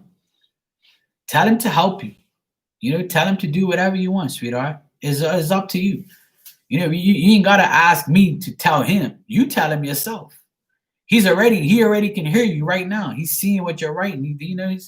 If he's showing me, obviously, he sees what you're saying and what you're doing. All right, sweetheart? You're welcome anytime. I got you. I'm glad he came through, but he says pretty much the same thing. And that he's having a drink with you.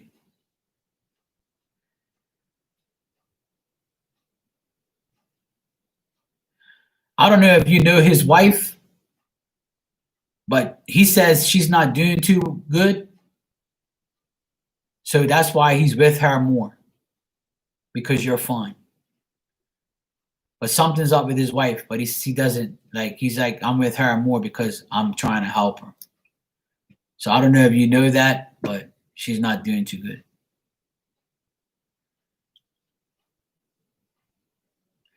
Yeah, maybe she caused him a lot of problems, but he's still, around her. Maybe now he's trying to cause her problems. I don't know. I'm not getting into that. That's not my business, but just know that he's with you, Yeah.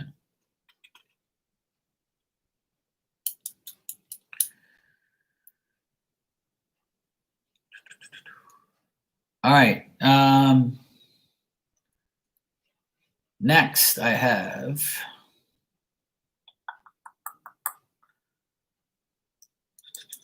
Mary.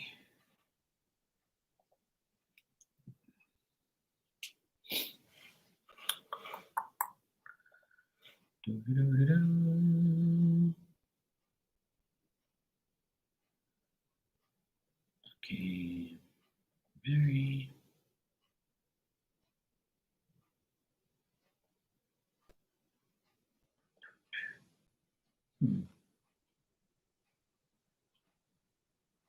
Okay. All right.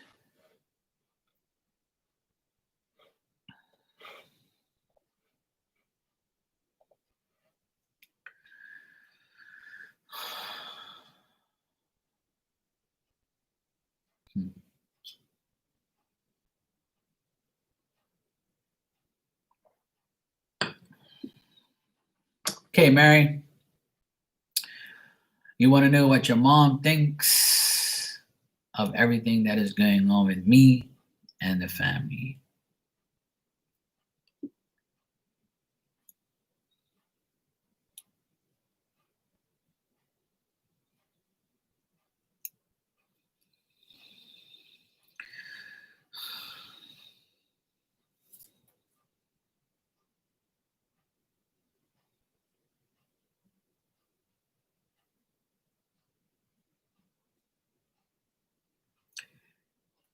When she got mad at you, did she speak Spanish?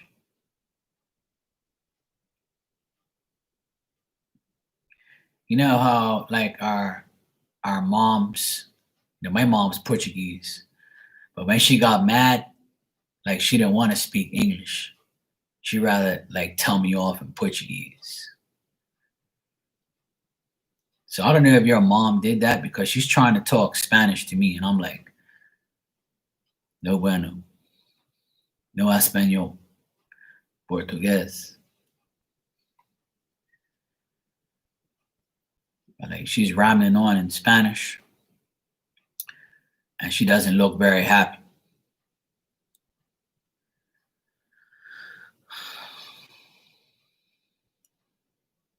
Spanish moms, great.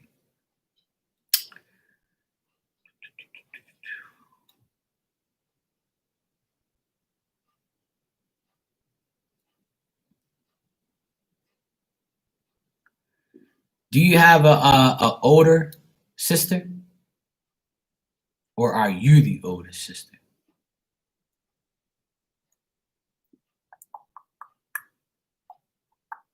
Trying to figure out what she's trying to tell me here.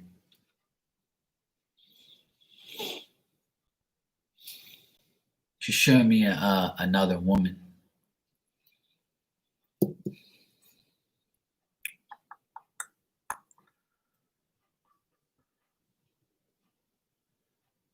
She's saying one is worse than the other.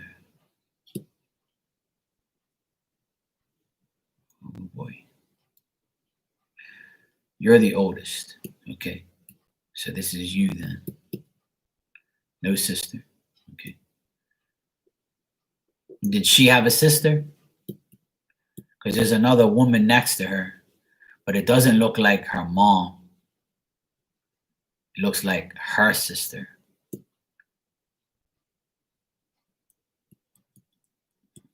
So you're the oldest, so that makes sense.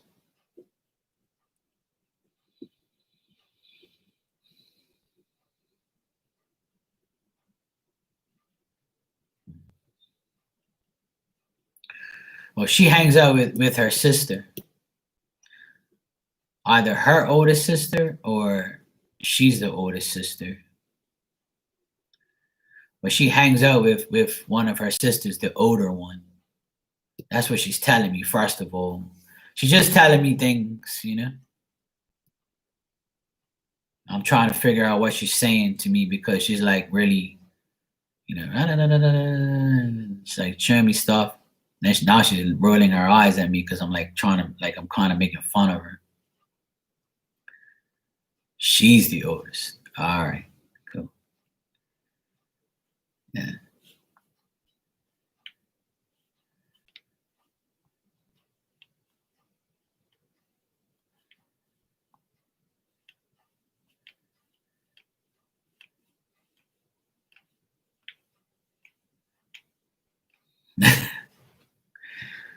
I'm trying to be nice. I mean, I'm trying to be nice and just listen to her, but she's rambling on about like a lot of things at the same time. I don't know if she was a rambler.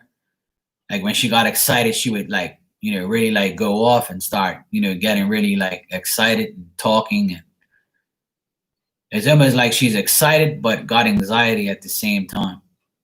Did she die of like a heart attack or something? 'Cause I'm getting like a pain here in my chest and in my stomach, like, and it feels like a sudden heart attack or like something to do with her heart.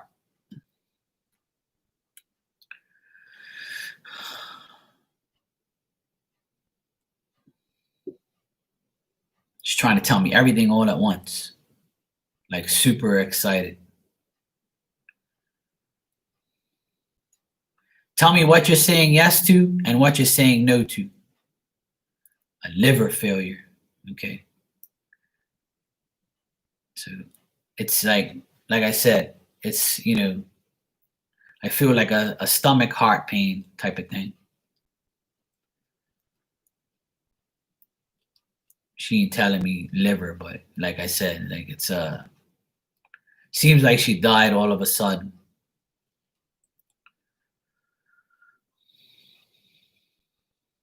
Mm.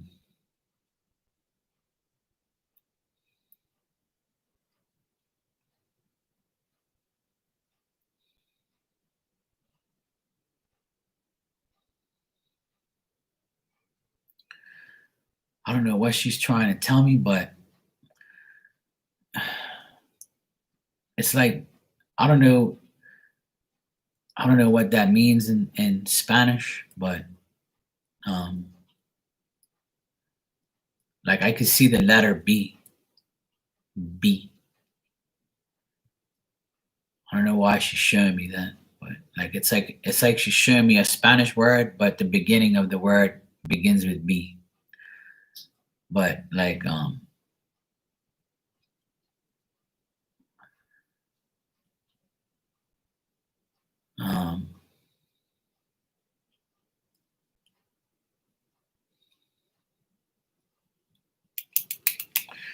and you want to know what she thinks about you and the family.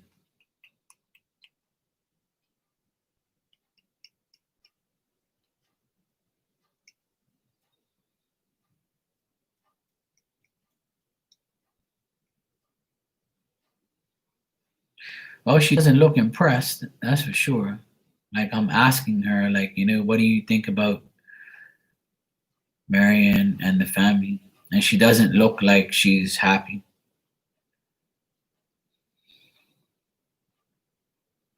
It's like she's moving her head like and be like, I don't know what to say. Like, um, it's almost like she doesn't want to really tell me how she really feels because she knows it'll hurt your feelings. But she's like telling me, what do you think I would say?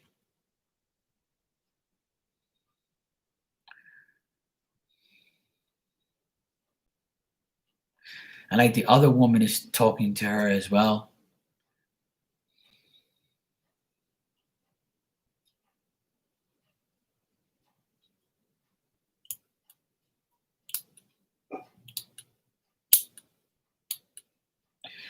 Where she lived, was there like a small kitchen?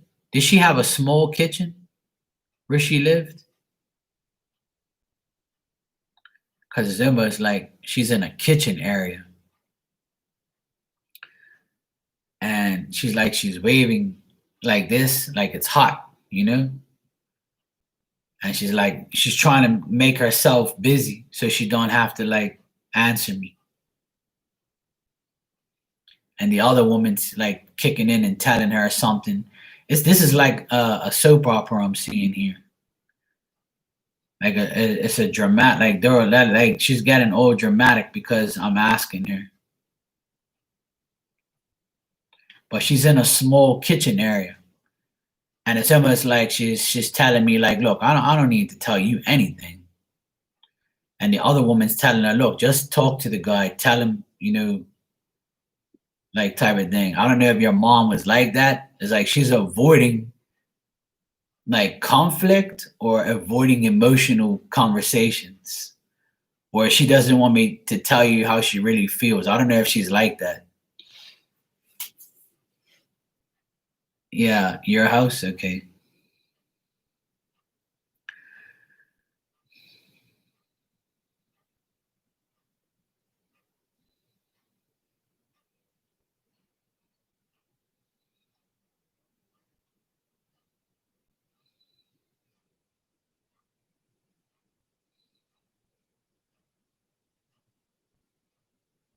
She would say it.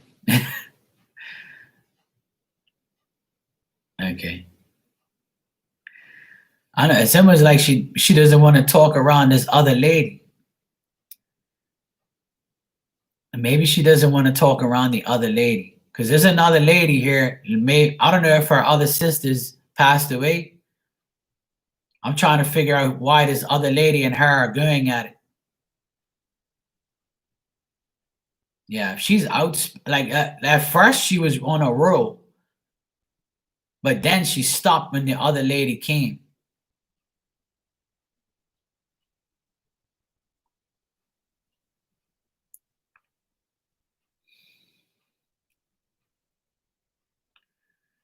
The other lady,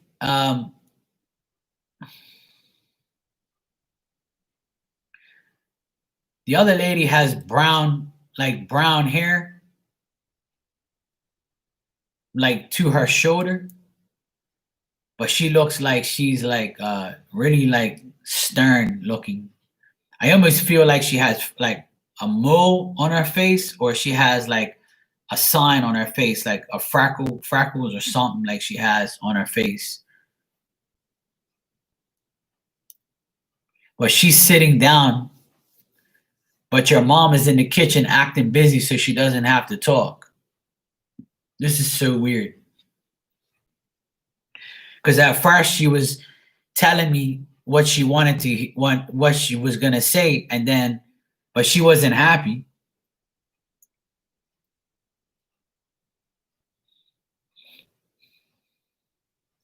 Now, do you? I don't know if I asked you this earlier, but you have a daughter, right?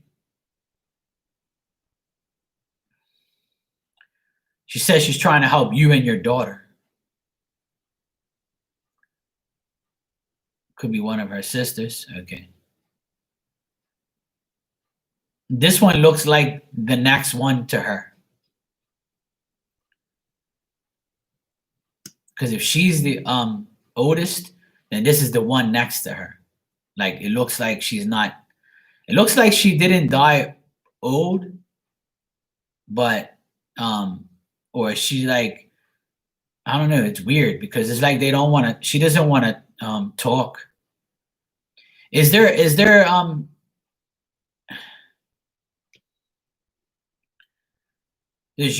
does one of your daughters have brown hair, long and straight, like past the shoulders? Because she's showing me a picture and she's pointing to it and say this I'm helping this daughter, granddaughter. She only shows me one.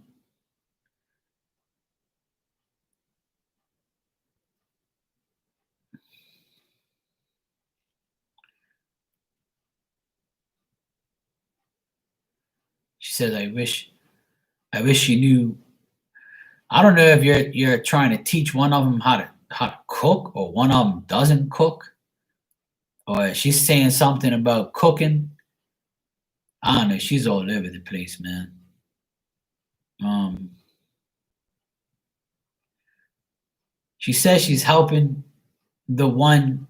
She's helping the one with brown hair, straight brown hair.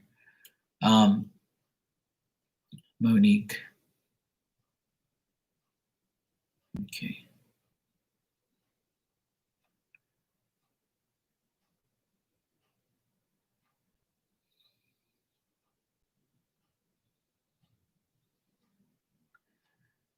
Does Monique cook?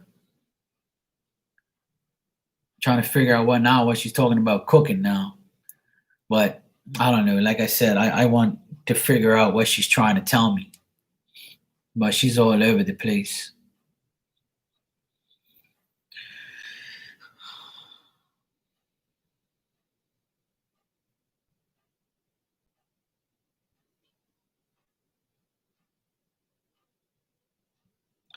She says she's trying to help somebody with anxiety. Somebody that's like, not seeing the big picture.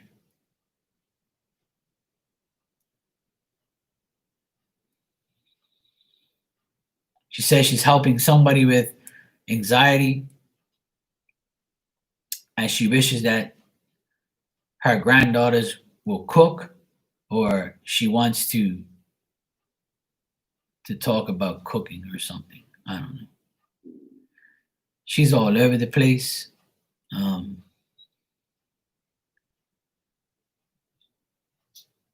getting a lot of nervous energy. Like she's telling me a lot of nervousness, anxiety, and she's trying to help this granddaughter.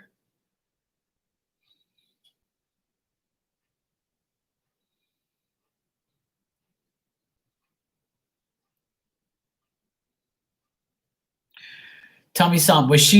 Was your mom religious? Like, did she have like a rosary, and did she pray and stuff like that? Because like I feel like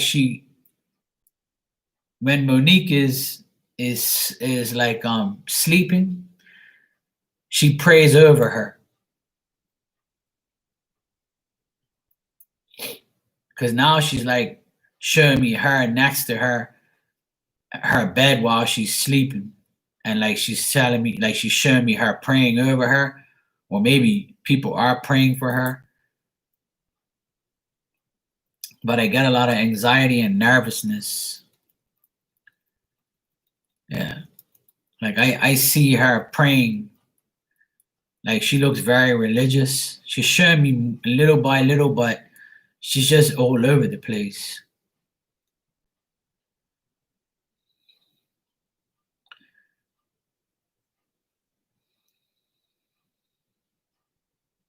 Hmm.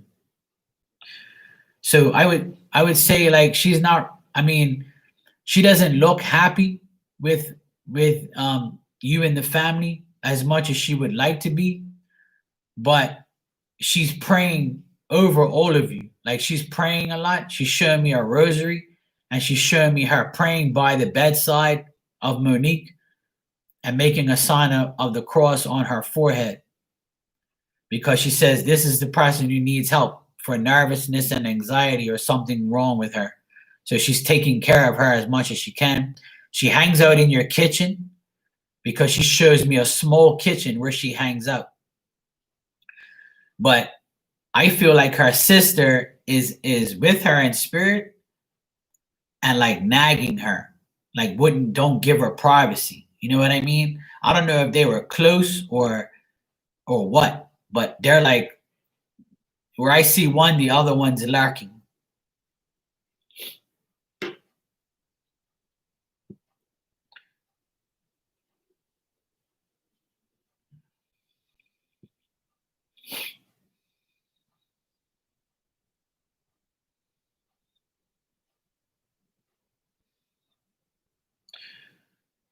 So if you want, listen, Mary, if you want to talk to your mom or you feel her presence around you, and that she's in the kitchen.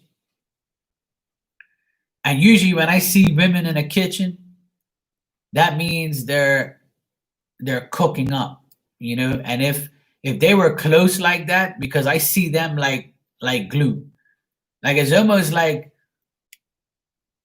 I don't know if her sister, like I'm trying to put this puzzle together because the other sister is looking at me and she's not saying anything, but she's like, I have my own family to worry about.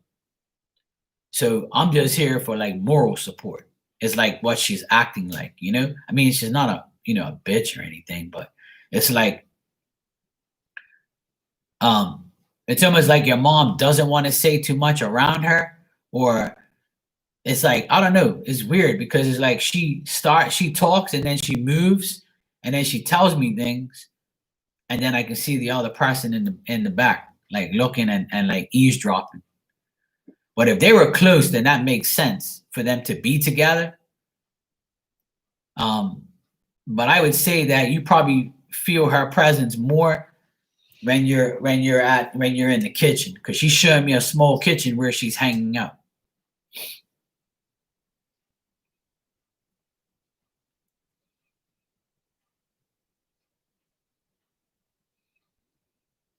But she's trying to take care of your granddaughter, I mean of her granddaughter, which is your daughter. She only shows me one girl with brown hair. She doesn't show me anything else. I know you said two daughters, but that's the one she's focused on helping.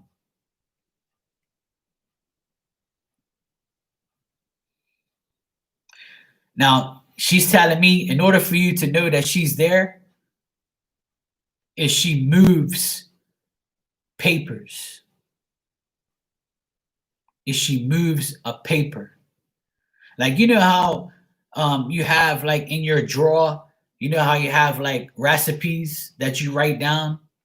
Like I don't know if you have recipes in your kitchen that you write down that she taught you or she gave you, or even her old handwriting in there of recipes. And if that's not the case, then she fiddles with papers in a in a cabinet or in a drawer nearby the kitchen. And she says that's how you know that she's there, is when she moves papers to see something, to get like to see her recipes or something like that. I don't know what she's trying to tell me. I just see a whole pile of papers in a drawer. And she says, I'll move them around so she can know that I was here. Yeah, I know. She says that she's focused more on that, on the daughter, on her granddaughter, which is this girl. Okay. You don't have recipes written down on a paper. Well, whatever you have written down in papers, whatever papers you have inside a drawer in your kitchen or around your kitchen, because she's pulling out a drawer, and in this drawer it's got papers in there. And it's got things written on them, or just regular papers that are in there with stuff written on them. And she says she's going to move things around. Right. Well, that drawer with papers, she'll show you something of significance in a drawer with papers. So she's showing me she's going to a drawer, she's pulling it out, and I see papers in there. And she says, I'm going to do something in here so she knows I'm here. Tell her. And I was like, all right, whatever you say. I'm assuming it's recipes because it's in the kitchen, or it must be around the kitchen. But something in there you'll see that will give you the sign that she's in there. But she does hang out in your kitchen, and she is helping your daughter as much as she can. I see her praying over her with a rosary and just praying, period. So if she's like, religious or Catholic, I would say that that's it. And if she spoke more Spanish than she did English, then this is definitely her energy. Because when I get somebody that speaks 2 languages, sometimes they like to speak a language that I don't know. So it's hard for them to get the message across. So they start to show me things.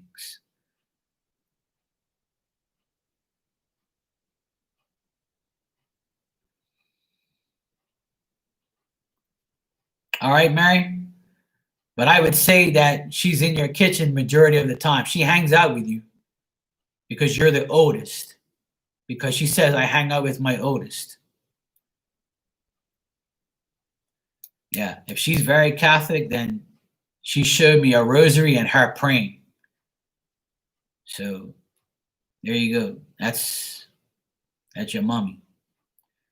I see a very religious person with a rosary and a lot of Spanish. Yeah, see, that's why these were all like mixed messages, because she's trying to talk to me in Spanish because I can literally like not understand what she's telling me. And I'm like, look, you got to show me, what you're talking about. You're getting too excited.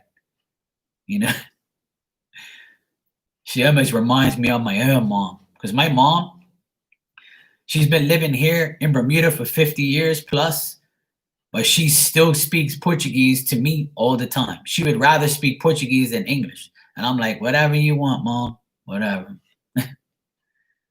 Whatever you want, Mommy. I speak very fluent Portuguese, so it doesn't bother me.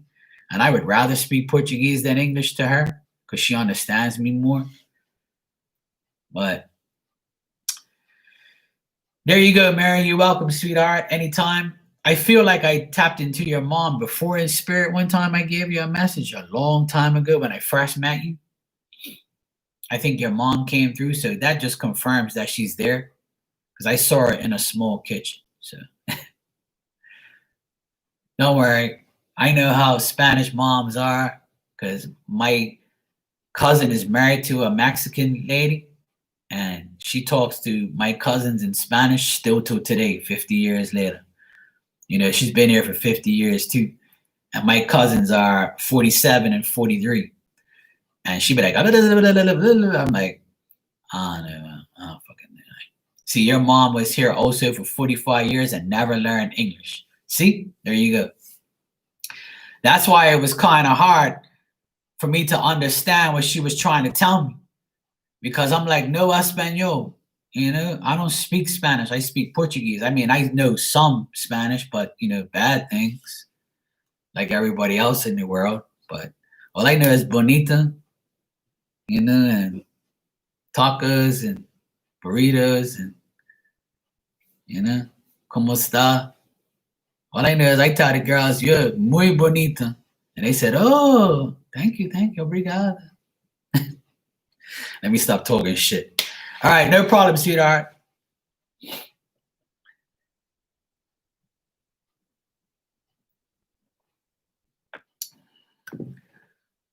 Yeah, I mean, at least we got the message across. I told her to show me because usually, that's what happens. Like when they speak a different language, the messages tend to get harder. But if you told me she knew how to speak English, then I would have been confused. But now that you said that, trust me, I know how it is. My mom and dad's the same way. They're like stubborn. Like me, I know English all my life, but I always loved talking Portuguese to my parents because I felt that was the only way to get my answer across.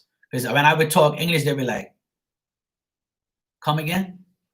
What?" And I'm like, "Look, all right, I'll tell you in Portuguese. Look, da, da, da, da, da. Oh, okay, yeah, I understand now." I'm like, "Fuck's sake." I know how to speak Portuguese better than they know how to speak English, but because I try, I wanted to learn. So anyway, it's not easy, but I know how it is. Trust me. All you know is no bueno. Everybody, if you see me looking in a different direction, is because I'm on Instagram and I'm on YouTube.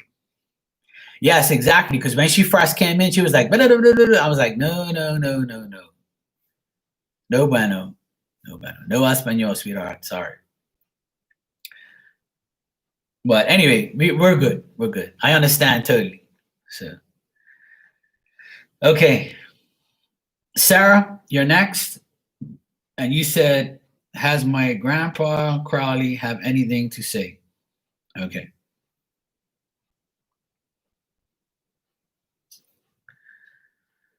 Okay, Sarah, let's check.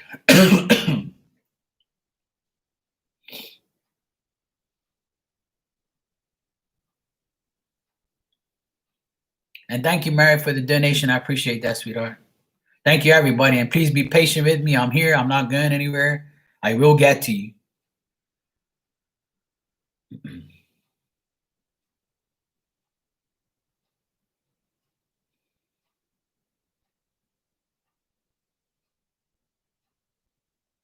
Sarah, let me just make this clear. Is this grandpa the one that's not really uh is this is the person we no this is not the person we talked about the other day that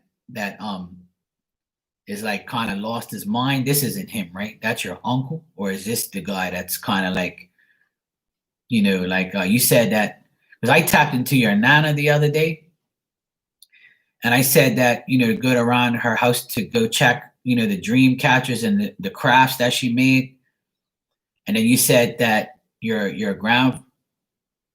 Okay, this is your dad's dad. Okay, so it's not that guy, right? Okay. All right. Well, I'm going to tell you who I see. All right. This is your dad's dad. Okay. I just wanted to make that clear because I was picking up somebody. I'm picking up a man with all white hair and blue eyes.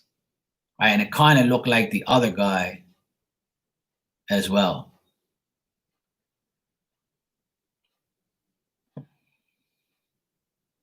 I was wondering if it was the same person.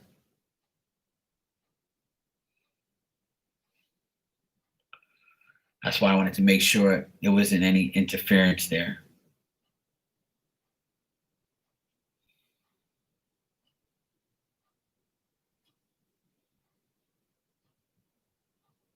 Right.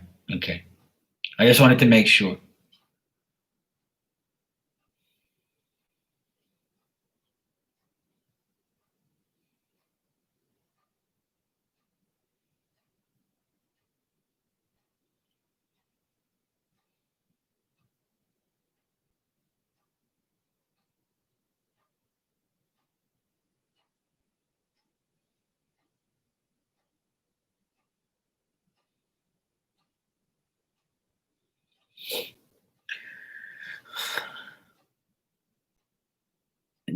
Sarah, did he smoke or cough a lot?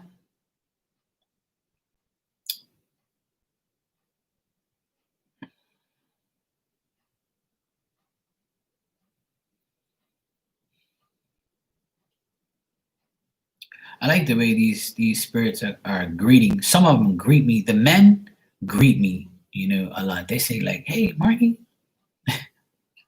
Like this guy, he came in coughing, and he's like, "Hey, Marky." I'm like, "Okay, what's up, buddy?" He seems very outgoing and friendly. He seems upbeat, but he's coughing like he smokes or something. He's like, "Hey, what's up?" And he's like, "Hey, what's up? I'm here. Yeah, it's me." But he's like, you know how people, as the hair of the color of their hair is one color and then it goes into white, like salt and peppers. But the person I see is like their hair is like two-toned almost as he got older.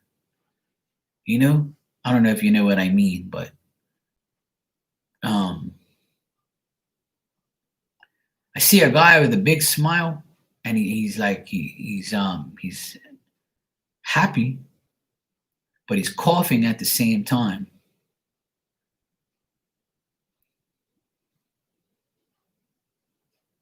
But he did cough, yeah, okay. But so, have you ever say? Do you remember what his hair looked like? Because like I got like a guy with like brown hair, but it's like kind of white where they're like on the sides. But anyway, that's not. I mean, I'm just trying to see if this is the right person. But I mean, he's coughing while he's talking to me. That's very significant. Like he's definitely coughing while he's talking to me. I'm gonna ask him what he wants me to tell you.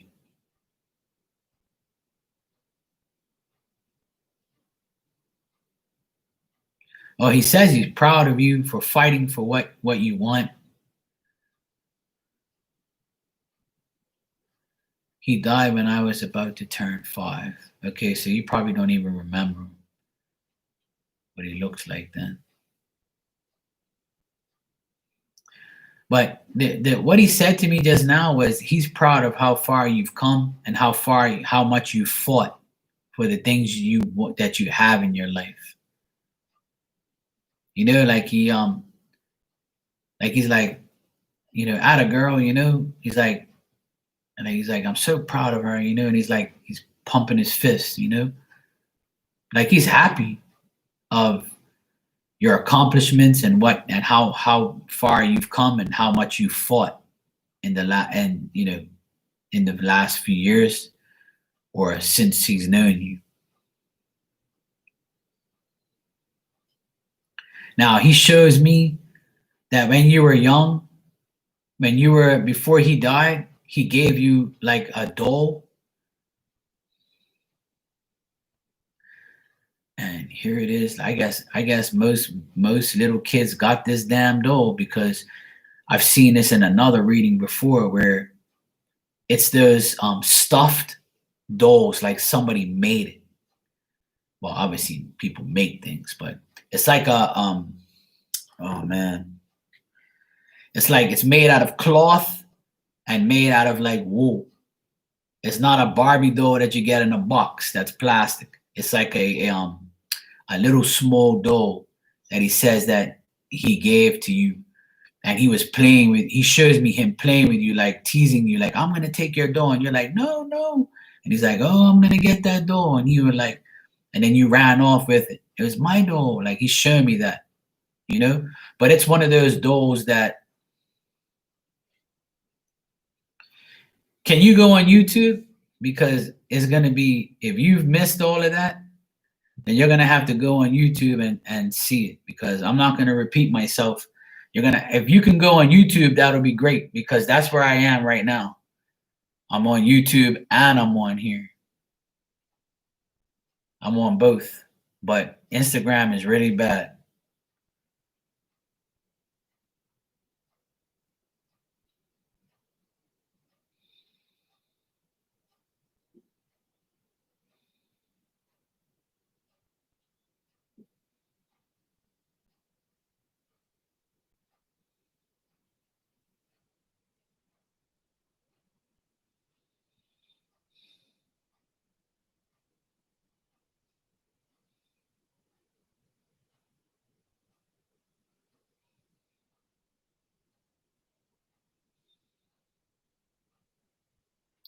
Sarah, can you hear me?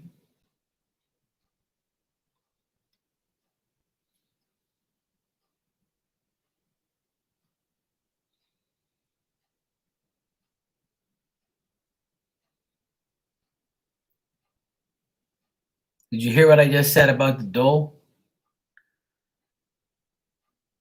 Do you remember him giving you a doll or teasing you about a doll, and it was made out of cloth and wool? It was like a stuffed doll,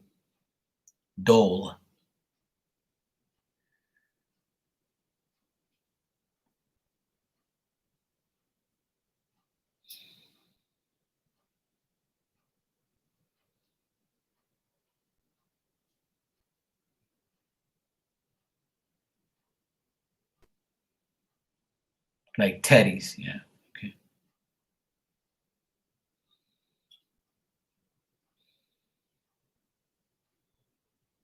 He says he gave you one. You know, and he was teasing you one day about it. He showed me that episode where that was of significance. And my G is so bad. But anyway, the message he has for you, Sarah, is let love find you. He says, don't go out looking for love. Let love find you. He says that I know you. He says, I know you want that. And he says, let the person find you. Haven't I heard that before millions of times? Because he says you're looking too hard, and by looking too hard isn't, you know, he says your situation has to be them finding you.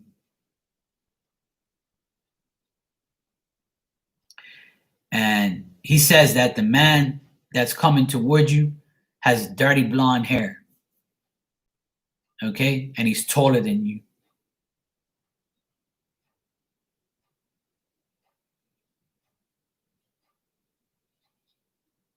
Okay? He says, let him find you. And he's showing me what the person like looks like. He wants you to look out for a taller man than you with dirty blonde hair. And he says, that's the fellow. That's the fellow. I haven't heard that word in a long time. That's the fellow.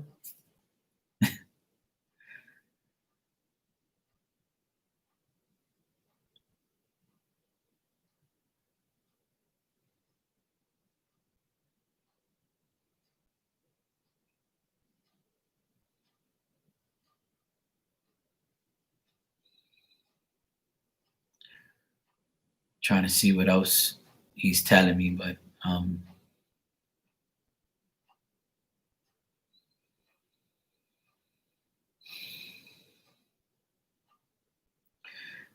think he's talking about work to me. Something about your work. Maybe you might meet this guy through work, where he's telling me that he's there with you at work, or I don't know what he's trying to tell me. Just give me a second. Yeah, he says, tell her I'm there with her at work. Or I'm working on it. I don't know. It's like he's okay, well, if you're not working, then he's trying to find you a job. I'm there. Maybe he's trying to say I'm there trying to help you with work. So if you're not working, maybe he's gonna find you work. I don't know if you're looking for a job.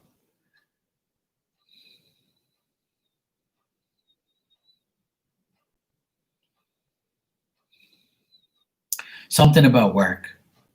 All right. So if you're not working, maybe he's working on getting you a job if you're looking. But he says, I'm going to help her work. Help her with work.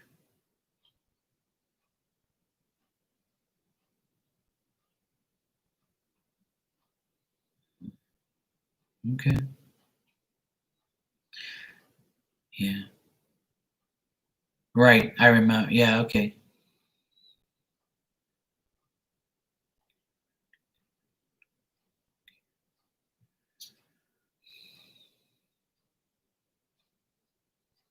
But is that temporarily, Sarah, or is that forever now? Is it just temporary, or are you going to eventually go back to work? I'm trying to figure out what he's trying to tell me here. Put it this way. If you're going back to work eventually, he'll help you with that. If you're not working, then he's going to work on helping you get to a work state. Because he's signifying, I'm going to help her with work.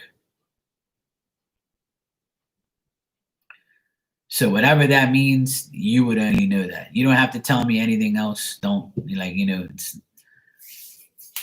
that's just something that you should be just thinking that he's out there doing for you. All right, sir, I'll leave you with that. Just know that he wants love to find you. This person will find you, will see you, but he's also trying to help you get work, deal with work, or get you back to a working state, if that makes sense to you. But he's trying to work on getting you there. All right, sweetheart? You're welcome. No problem. But he does, he is around you for sure, and he is, like, helping you as much as he can. But I feel like the person I tapped into last time, your Nana, I feel like she's more around you than this guy. I don't feel this guy is, like, around you as much as she is, but he's definitely, like, trying to help. Okay? Okay, Sarah, you're done. Okay, now who's next? Let me see here. Blue Nile. I got Blue Nile, Gina, Shay, and Jay.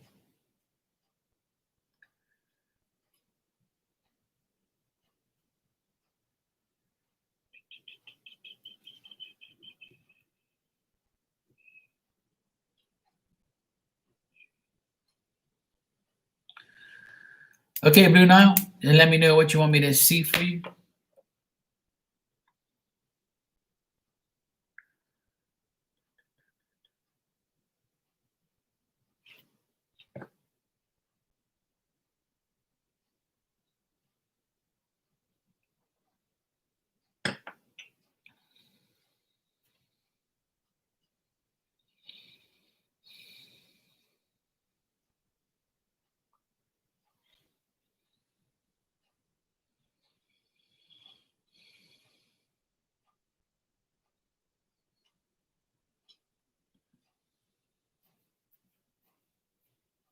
That's okay, Renee. It's all good, sis.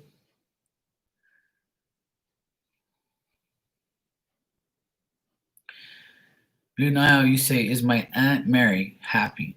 And is there anything she wants me to know? All right.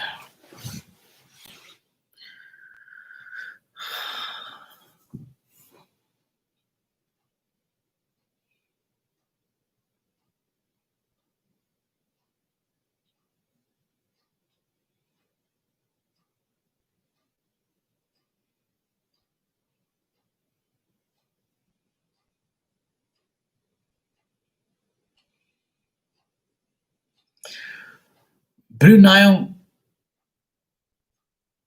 I want you to answer something for me. Is there someone you know named Jessica, or Jesse, or Jessica, or Jess? Is there anybody around you named Jessica, Jess, or Jesse? Something like that, like a name that sounds like that, or is there a Jessica around you? Jesse. Mm.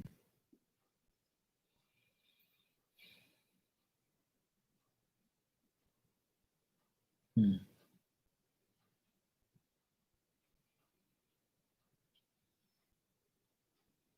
Hey Tracy, how you doing? Welcome everybody. It's something about Jesse. that she wants to tell you about. I don't know who this person is, but that's the first thing that I got when I asked to ask your Aunt Mary. The first thing she says was Jesse or Jessica or something like that. So it's Jesse.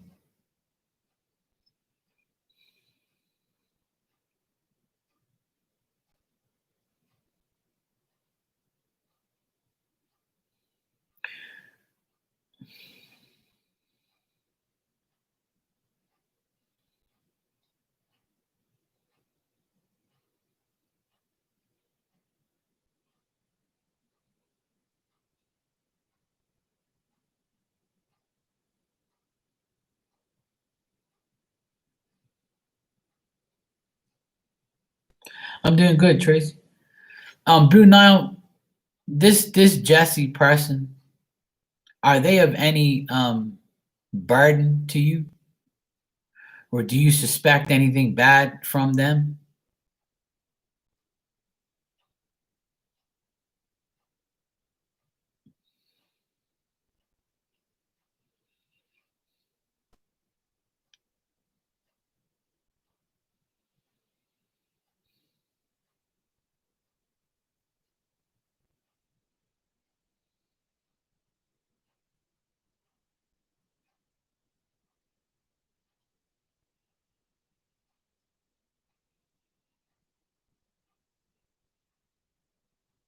He's her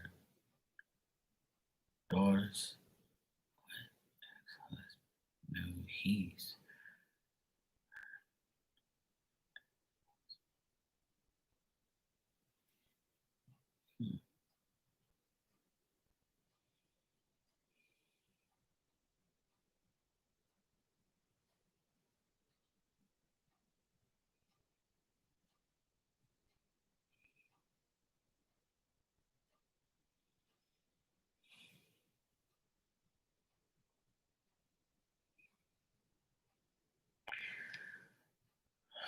Fuck. He's sick. Oh. I'm trying to figure out why she's telling me about this person.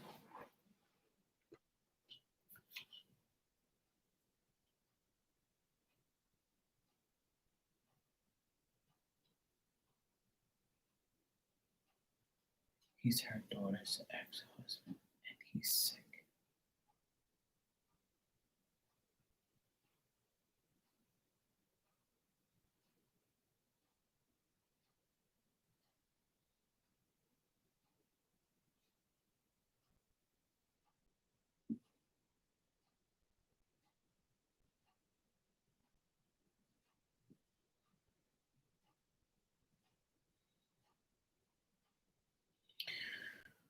For some reason, I think that the reason why she's telling me, I'm trying to figure out why she's telling me about this person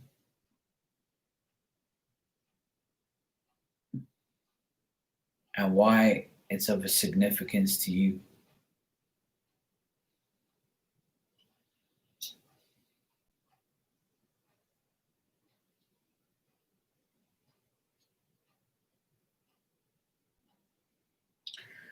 Apparently, he's not going to be around too much longer. It's like she's almost telling me that he's on his way out or he's going to be in spirit with her soon.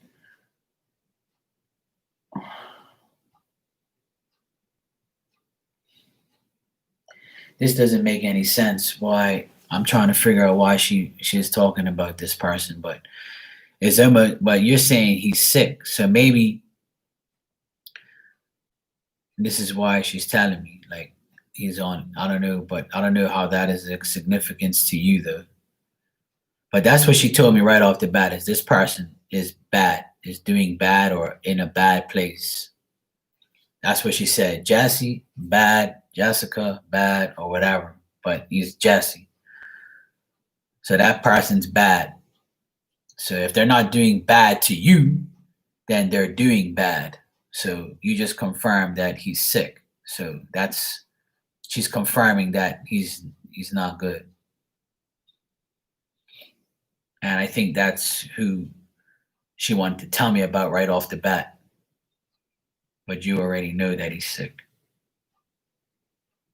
Hmm.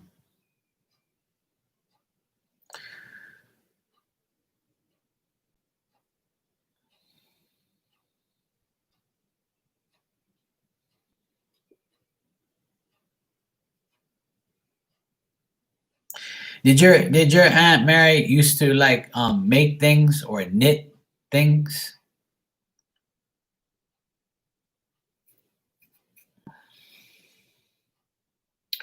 I see her doing things with her hands. Like she's sitting in a chair. I would almost say like a rocking chair looking thing, and she's making things. Um, a floral arrangement. Yeah, she's very handy, like using her hands. She works with her hands. Um,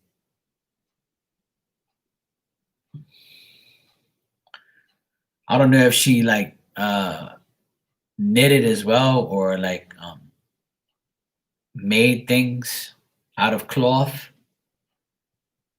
but that also could be to do with floral arrangements, like wrapping things up. Um,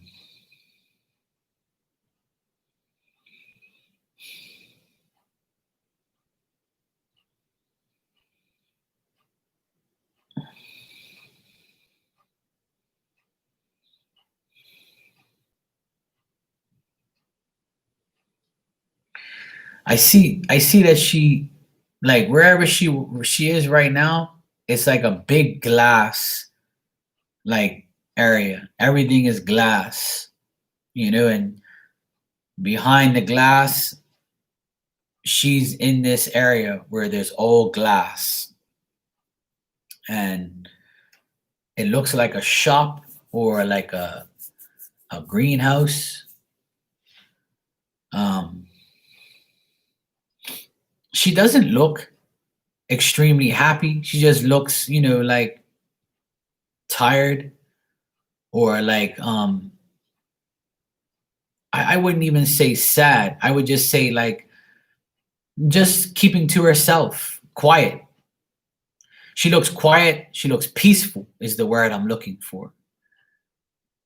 She's not like, hey, hey, she's like, calm, peaceful. She doesn't seem like I mean, from what I see right now, she doesn't seem like a happy-go-lucky person. She just seems like she's peaceful and calm and like, just working with her hands and just doing things with her hands. But I can see her through a glass area.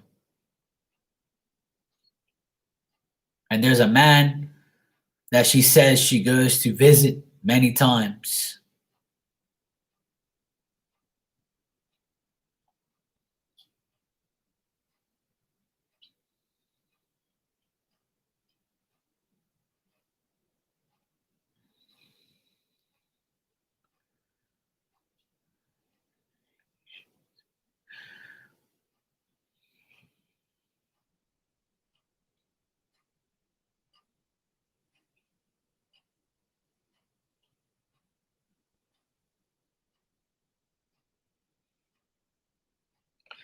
And she wants you to think of yourself in a better light, in a better way.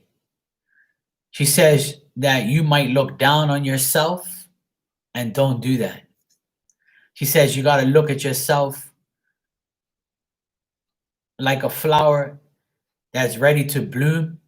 And when it blooms, that you accept the light, the air, the water. She wants you to accept however you bloom, however you are. Because she says she doesn't think that you are thinking that way of yourself. She wants you to be I wouldn't even say confident. I would just say more aware of you being who you really are. Like not to be afraid to who about. She doesn't want you to be doubting who you really are or what you look like or how you are, or how you approach yourself or how you look like to others.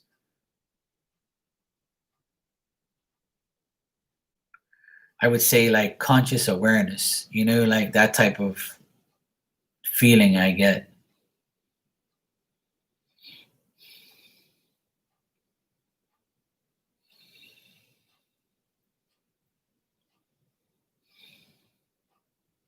And she's looking down, and she doesn't look at me, but she's looking down and she's talking to me, like, and she's fiddling with her hands, and you know,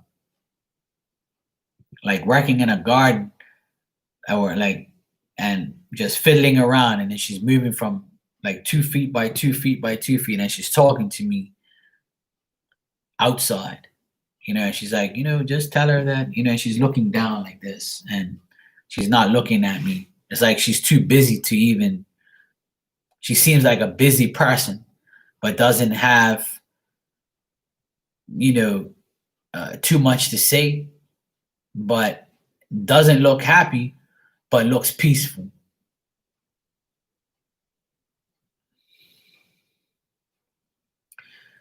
And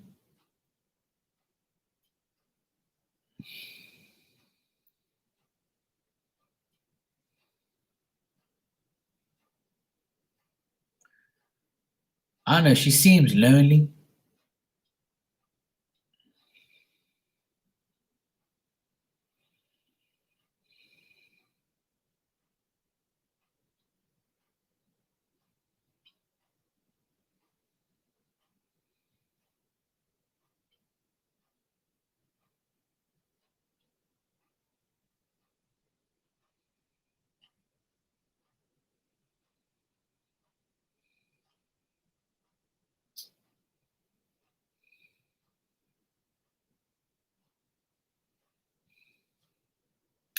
Anything she wants to tell her sister.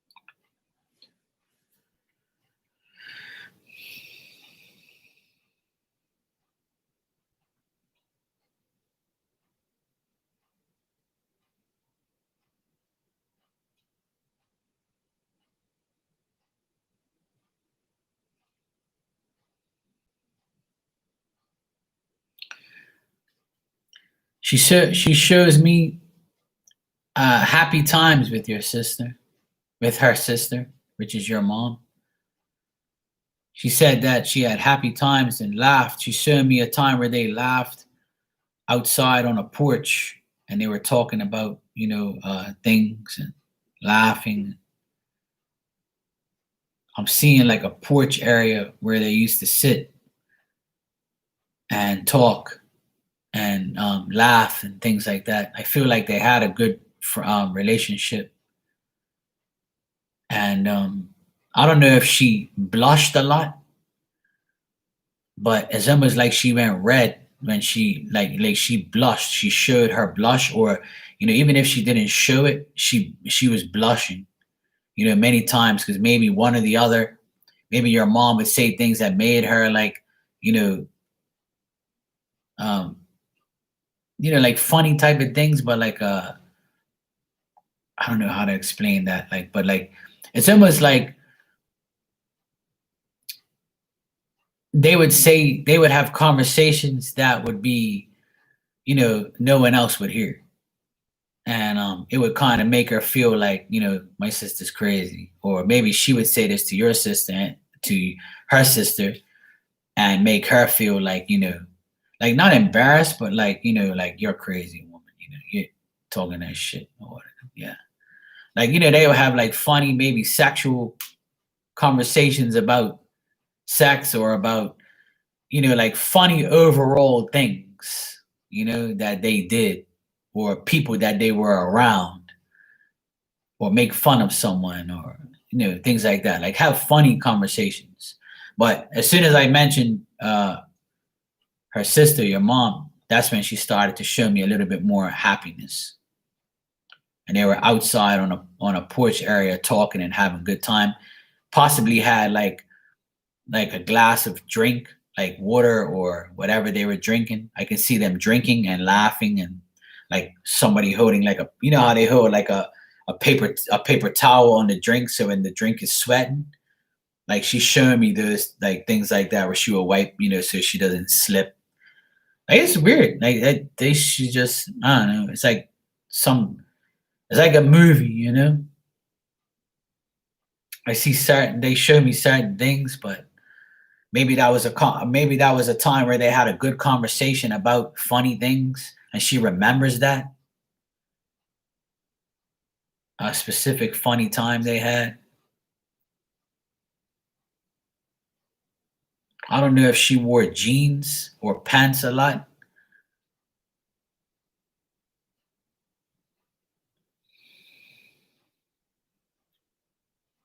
But I can see like her talking to another person, and they're on a porch area having a good old chat.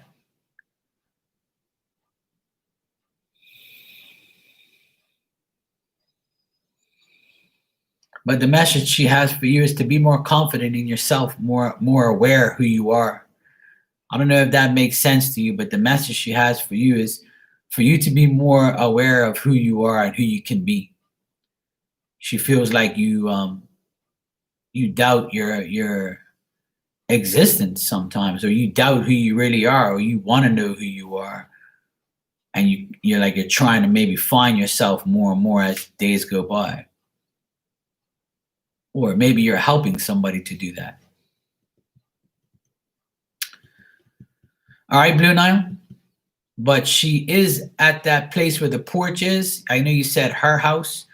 So I think she's at that porch, and at that house, if there's a garden where she worked there, or where she worked, if there's if there's a garden at our house that she attended to, that's where she is. Like, or trees, or like I see her like, messing with like a garden or trees or something like that. I know you said she was a florist, but this looks like it's at a house. Yeah. Helping your mom. Yeah. Well, there you go. So, but I mean, as soon as I mentioned your mom, she started to laugh and remember the conversations on the porch. But in the beginning, she didn't seem like she wanted to, be happy. But now she does. She seems a lot happier that I asked about your mom. And she's hanging out on that porch at that house, tending, just around there. All right, Blue Nile.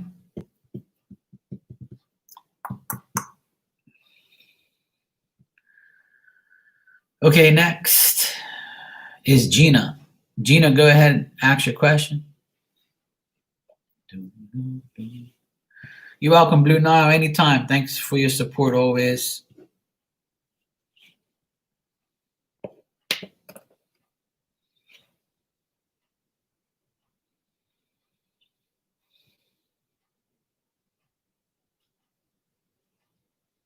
And Blue Nile, she says she misses everybody. She says, "Oh, just tell them I miss them." But I'm there on the porch. So I feel like she had a soft, tender voice. It's almost like I can hear their voices today. Some of them. I don't really hear the voices too many times, but I can hear sometimes their voice and how soft their voice is.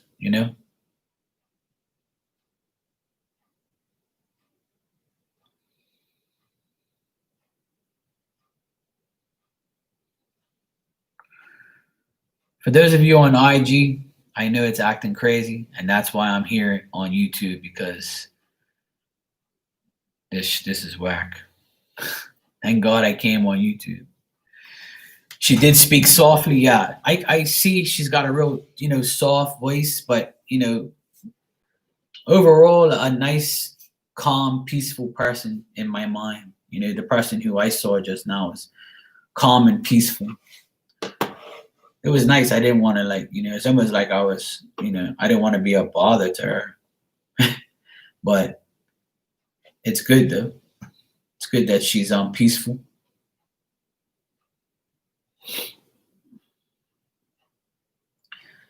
Yeah, Sue. I mean, I would say go to YouTube, and I can go right off. Once this IG video stops in 20 minutes, I'm not coming back on IG. I'm just going to be right on YouTube for the rest of the night until I finish this list. And that's it. All right, Bruna. Okay, Gina, you said, welcome, Gina, first of all. Thanks for being here. Your dad, and what's next for me? Okay.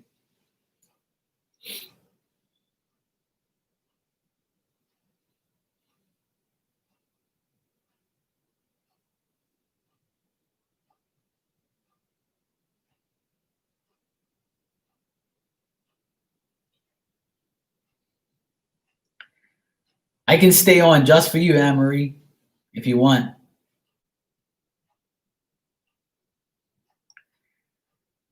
Okay, Gina. I have a man here. I don't know if this is your dad, but is your dad brown skin?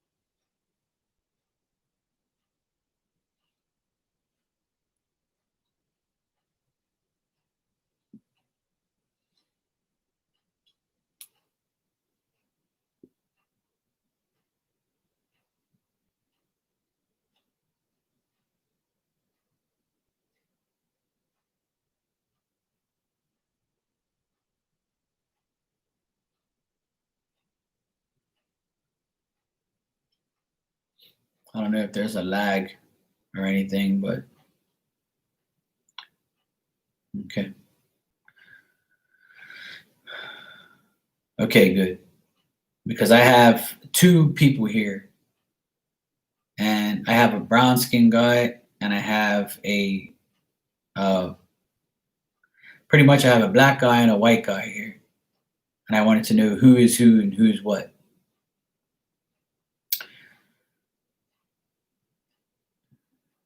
This also could be somebody he's hanging around, somebody that's Oh,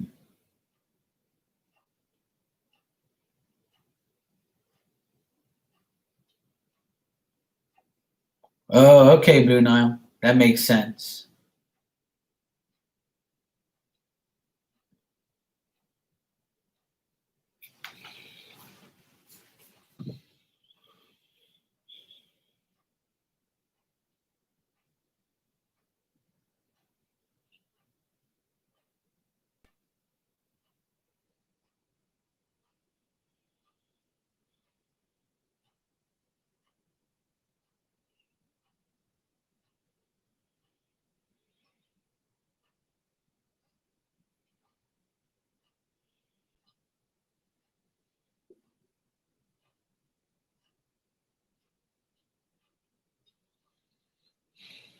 Yeah, it's okay.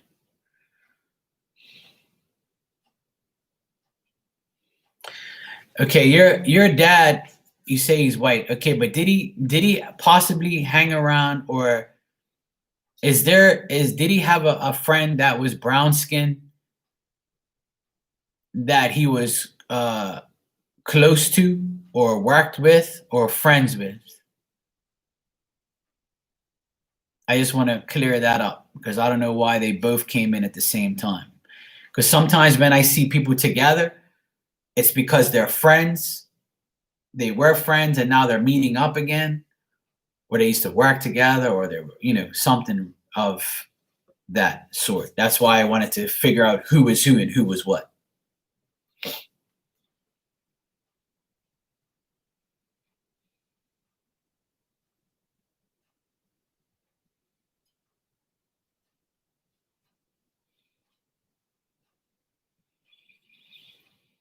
And what I'm hearing is you're saying what's next for you.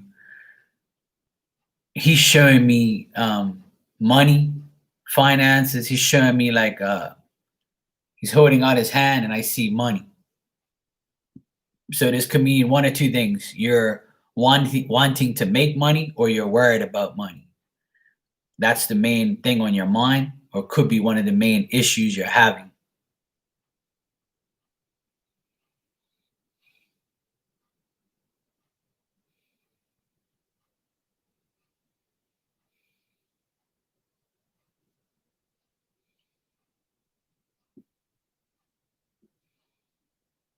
Or maybe he dealt with money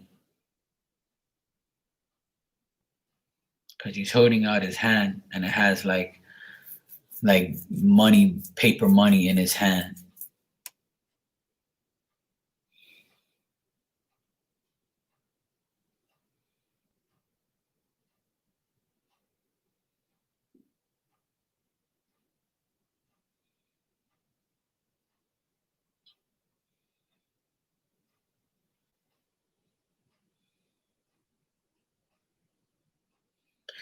Okay, well, this friend that was Indian, are they passed away?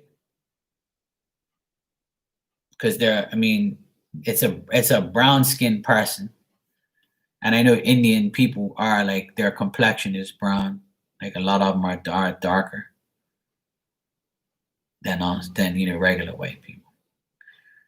You're worried about money? Yeah.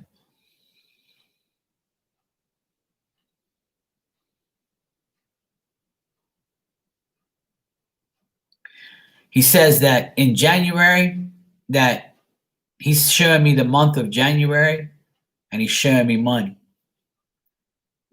So in January, specifically in January, that's when you'll get more money, or that's when your worries of money will be pretty much, limited.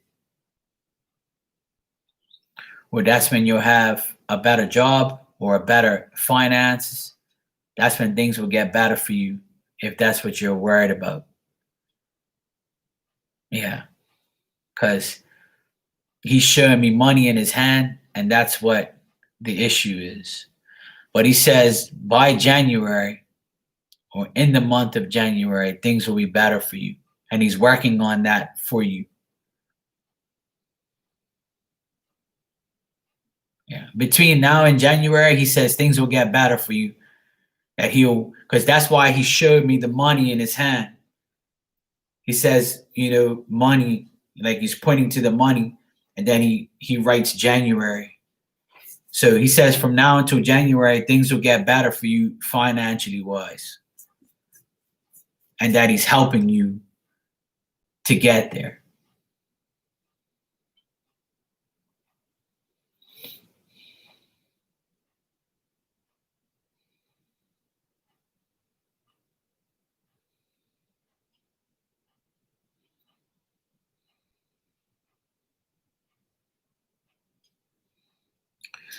Now, do you find like pennies around your house or when you walk to places?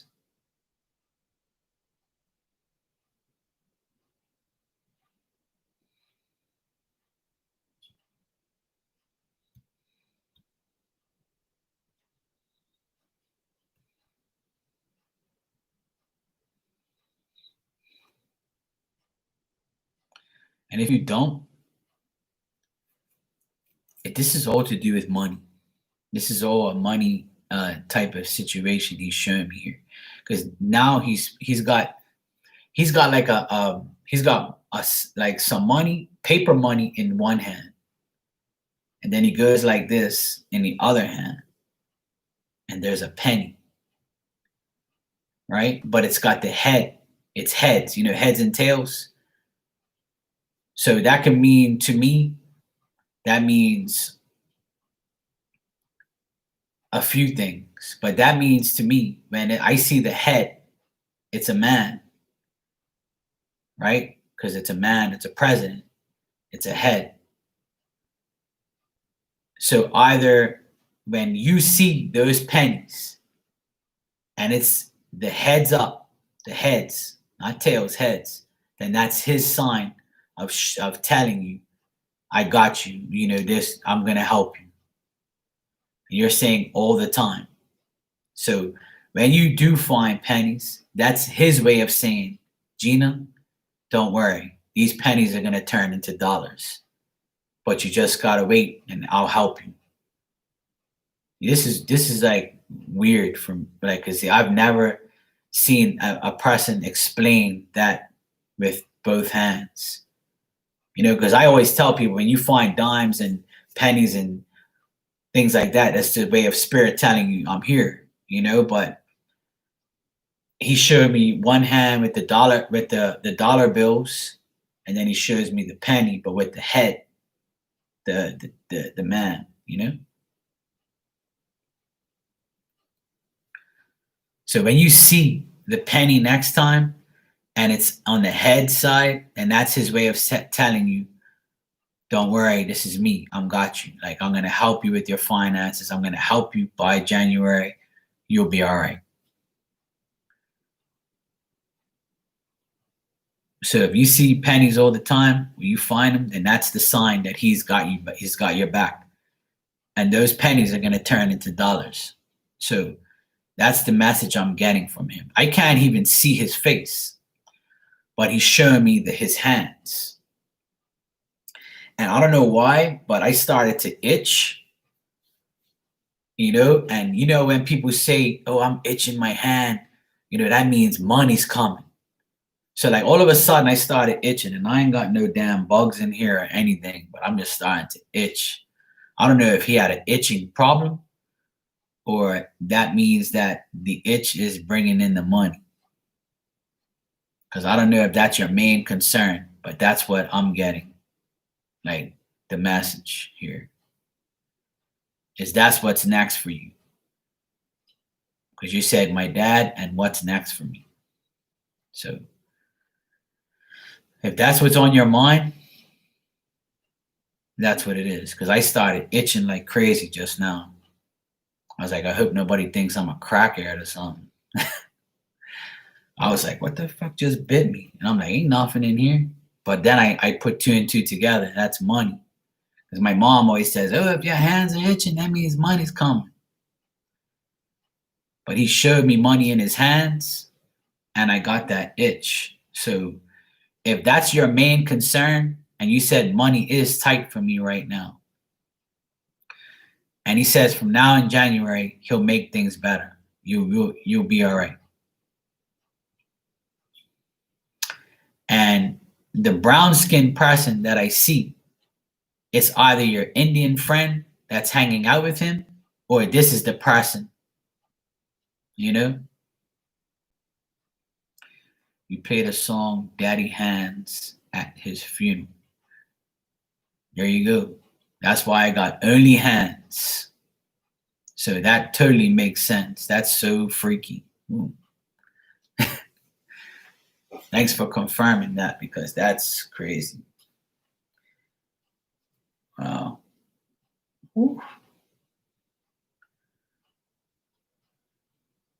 Because I can't see his face. All I see is hands.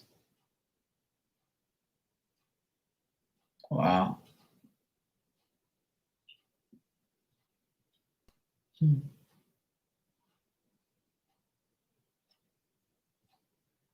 He was a hairy guy? Yeah, so am I. I'm like a werewolf. See, look. Hairy guys are good. Women like hairy guys. See, we're fluffy and we're warm at night. See? Trying to tell you something. Well, there you go, Gina. Everything is going to be all right. All right? Whew.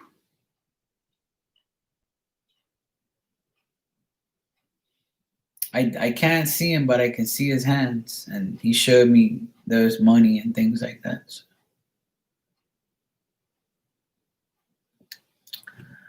So Gina, try not to worry, okay? Daddy's got your back.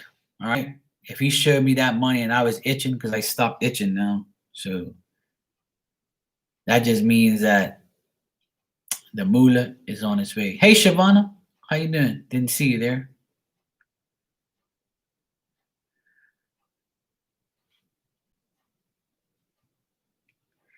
He had strong hands. Well, that's why his hands are of significance because, to be honest, like when I see the dollar bill, it's like the size of his whole hand.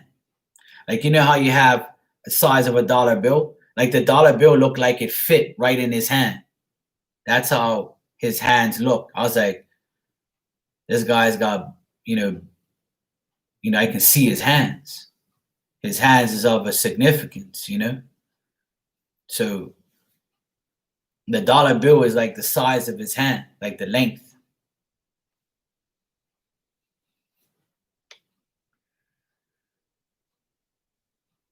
Hey, Jordan, how you doing?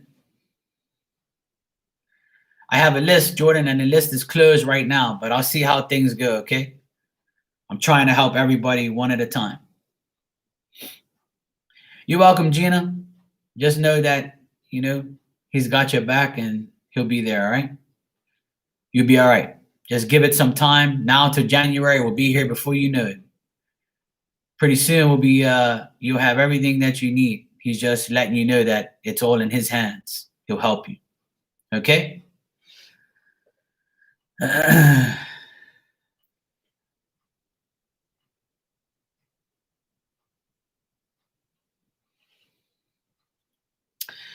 All right, Gina. Okay, so next is Shay. Thanks for the donations, guys. I appreciate that. I appreciate you guys being here and allowing me to tap into your past loved ones. I appreciate that. Just know that it's a blessing for me to do it for you guys. I have fun doing it. Trust me. You're welcome, Gina, and thank you. Okay, Shay, you said, hi, I want to talk to Larry Dobson. He's my father, and I wanted to know if he has any messages for me. Okay.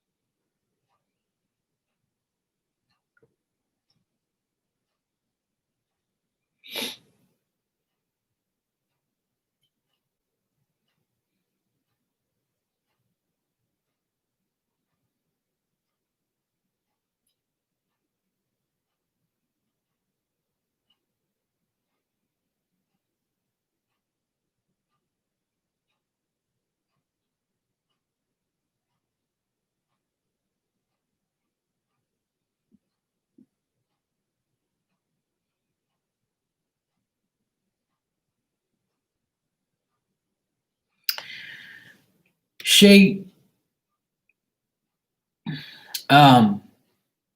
your father, did he wear like suspenders? Like, did he wear suspenders to hold up his jeans or his pants? Because I got a tall guy here and he has suspenders. I don't know if this is the guy, but that's who I have here.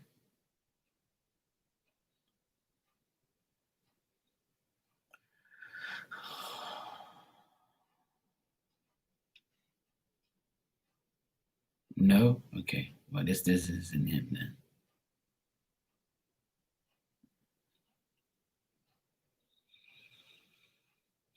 Was he tall? Trying to figure out who this guy is right now. I have a tall man here. When you say no, I want you to say no to what isn't right and yes to what isn't right. I mean, I know I'm only asking one question, but no, he didn't wear suspenders, and yes, he was tall. Is that what you're telling me? Because I got a tall guy here, but it's like, I feel like he wore suspenders, or he wore like something to like over his, or maybe he wore like a vest or something. But I see a tall guy here. But I'll see what else I can see.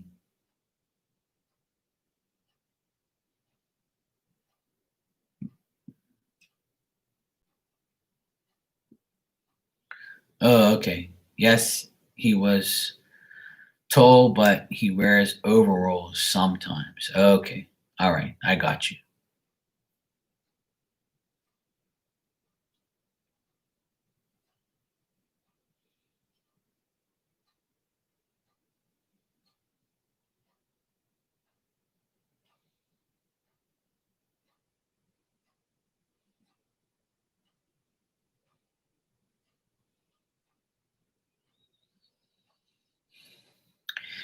Did he, where he lived, did he have like a garage where he would like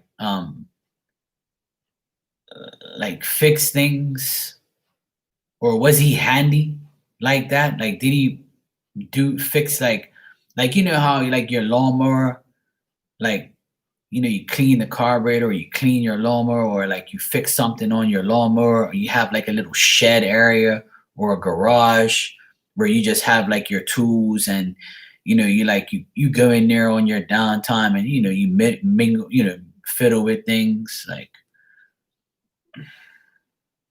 like he's showing me like him like in this place where he's like he's fixing up something, or he's fiddling with like these metal things. Like I can barely see him, but all I can see is a tall guy. And it's either like a warehouse or a garage or like a shed. I don't know. It's like he's trying to show me like where he is.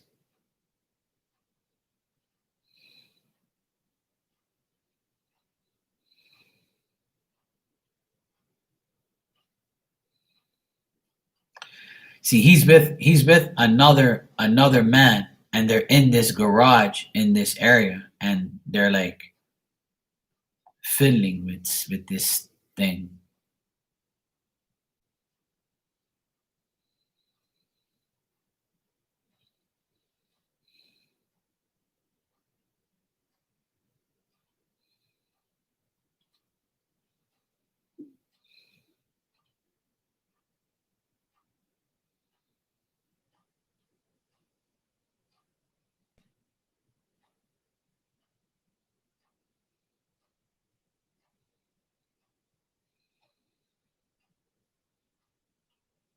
Okay.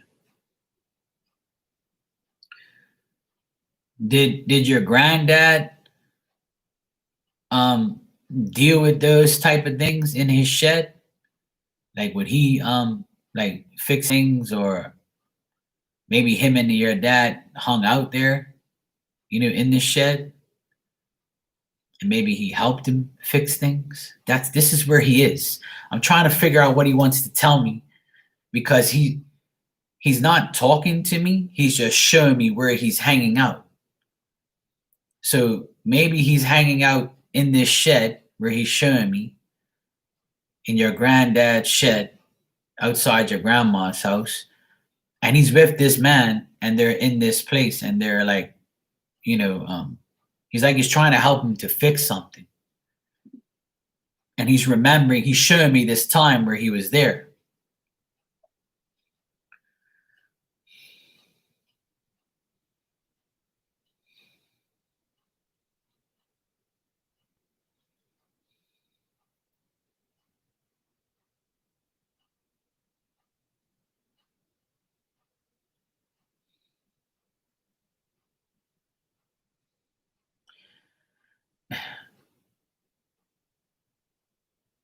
I told him that I don't want to. I don't. I'm not here to see that. I want him to tell me what messages he has for you. But he shows me that he hangs out. Like I don't know if this is his father.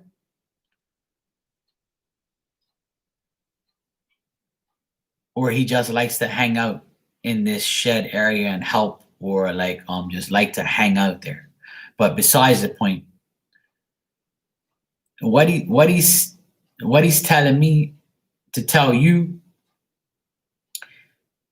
is, I don't know if there's a woman that you're worried about in your life. Now this could be your mom, a sister, a daughter. There's a woman that he says you're worried about in your life right now, that you're attending to, you're trying to help, but you're also worried about this female in your life.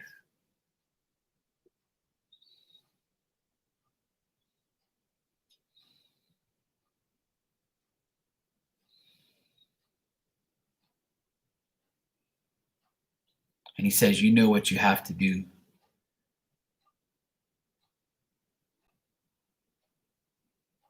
And mommy will help you. You know what you have to do. And mommy will help you.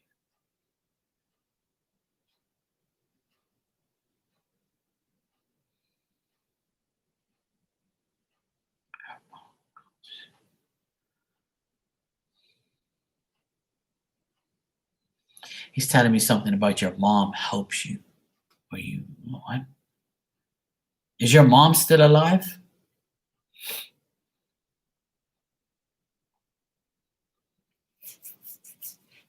I'm trying to feel it.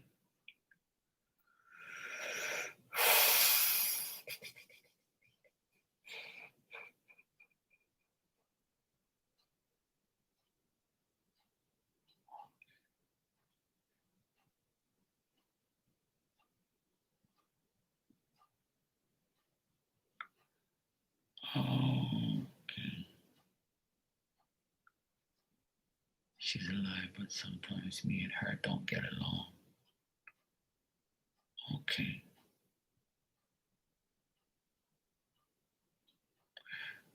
Like, I'm trying to figure out what he's trying to tell me, because he says your mom would help you if you asked her. So I know you said you and her don't get along, but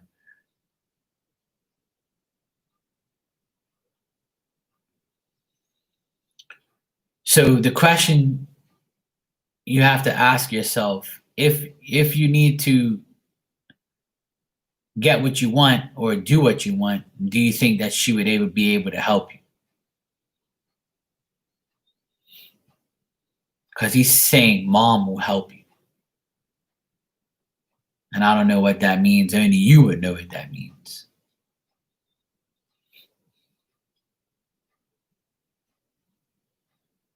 He's saying mom will help you.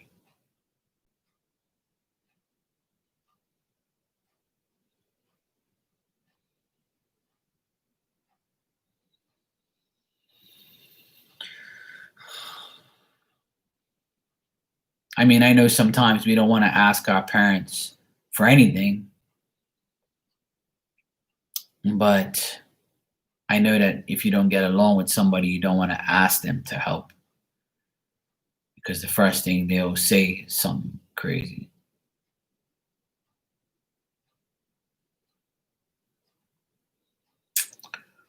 Okay, well, that makes sense, because he's telling me mom will help you. Because if you feel like she does more for your sister, and if you were to ask her for anything, I feel like she wouldn't give it to me, give it the same. Well, he thinks different, because he's telling me if you ask mom, mom will help you, because he keeps repeating that. And I'm figuring out why he's saying that. But now that makes sense, because you feel like your sister gets more than you.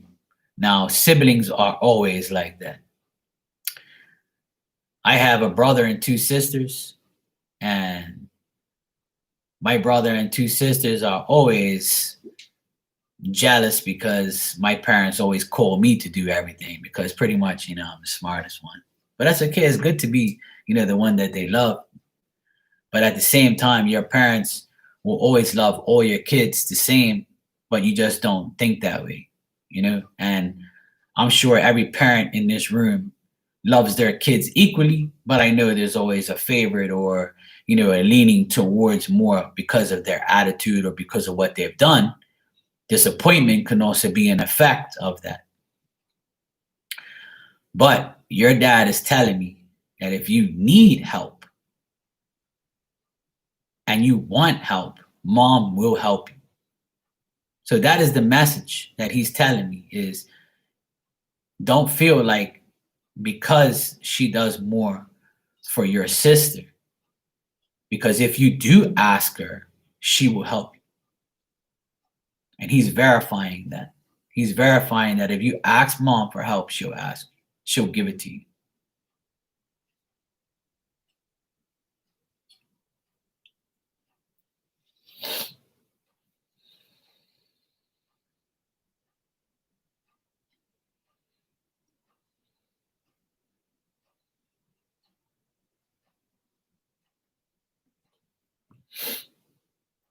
So, okay, good. I'm glad that makes sense. But just to let you know, he is at your grandpa's place. I don't know if that's where he originally lived, but he's at that shed hanging out with grandpa, grandma, whoever's passed away. They're hanging out at that shed because they like to like fiddle with things or just to hang out there. Okay, so if that's where their hangout was, they want to stay there. But in the meantime, he's just telling me ask mom for help. All right, Shay. They both died in that home. Oh, there you go. That's why they're hanging there. So that makes even more sense. They're hanging out in that shed and they're like, you know, hanging out there, you know? Because if somebody's actually living in the house right now, then sometimes they move outside to the shed because they don't want to intervene or like be inside the house to spook the people, because maybe the people that live there now aren't originally people who live there, or maybe it's some people who don't really want spirits in their house, so they move themselves to the outside. So that's why I didn't see him in a house. I saw him in a shed, and I was wondering what why he was there. So, but yeah, if your okay, well that makes more sense. If your grandma still lives there, then that means they're welcome to stay in the shed and just hang out there. So you know how men are. Men don't want to be inside with the lady. They want to be outside in the shed because the lady aggravates the heck out of them. You know, come here, can you do this for me? You're like, man, this woman aggravates the hell out of me. I'm gonna go in the shed and tell her that I'm doing something in the shed, and I'll talk to her later. You know how men are. So even in spirit, they might do the same thing. All right, Shay. If you do go to your grandma's house, you can go in that shed, and just say, hi, Dad. I know you're here. Mark told me you're here. So I'm just coming in here to say hi. And thank you for the advice. You can do that if you want. Don't think you're crazy, because you're not. But that's where he is. So when you go to grandma's, you can go into the shed and say, hey, Dad, I know you're here. Mark told me you're here.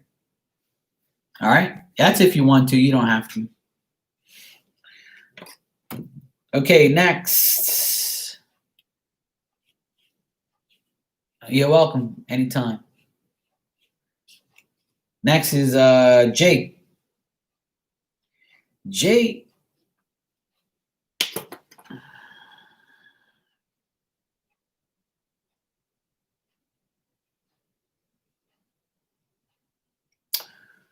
Okay. Jessica. All right. I'd rather call you Jessica.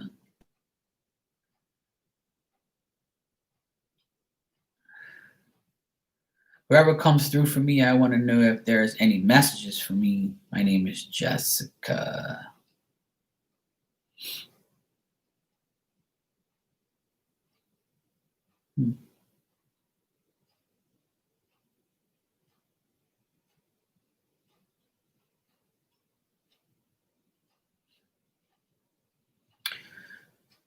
Jessica, uh, the person I have here is a grandma figure, or this could be an older lady, an old lady. It's like I don't like calling them old ladies because like she's already looking at me like, you know. I see a short old lady with short hair,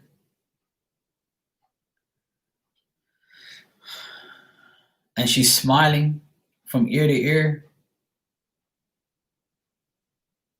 Nice lady. She seems like she's happy. She says she hangs out with you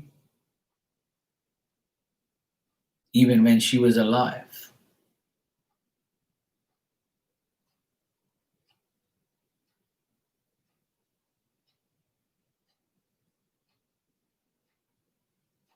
Okay, your stepmom.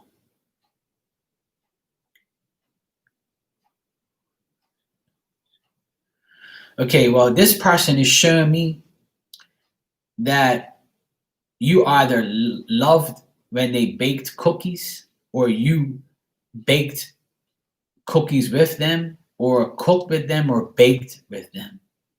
But I see like those pans and like little cookies or little pastries or something.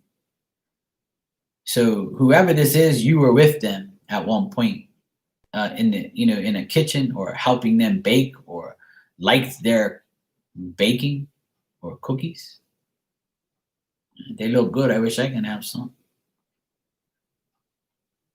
I like cookies too.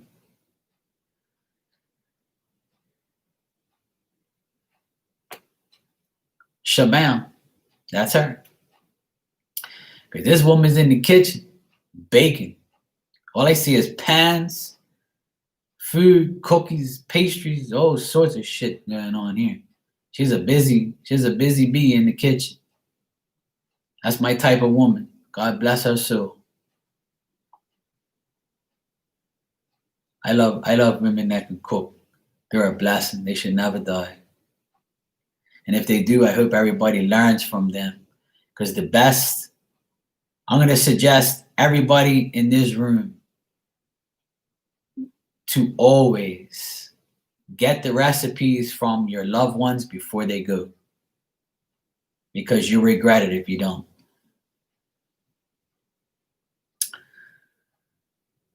So Jessica, she always had gatherings. That's my dad who passed away wife. Okay. So this is your stepmom. Yeah. She's coming through, and she showed me that you guys I don't know if, yeah, well, you said she used to cook a lot in the kitchen and you loved her baking and food. Okay, cool. So she wants you to remember those times, you know? Um, she wanted you to remember those times where you were there and having conversations with her and cooking. She says that you were always nice to her.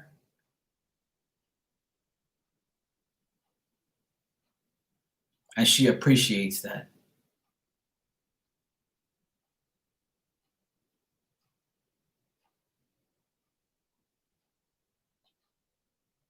Now, your father, he's alive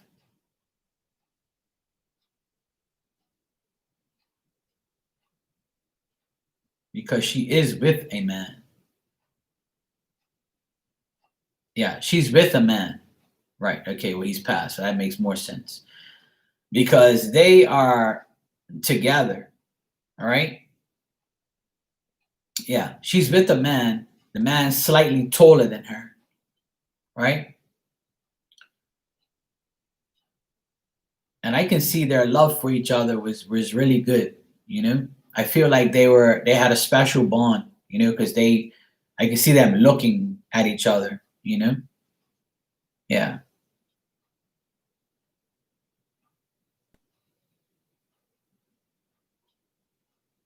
Hmm.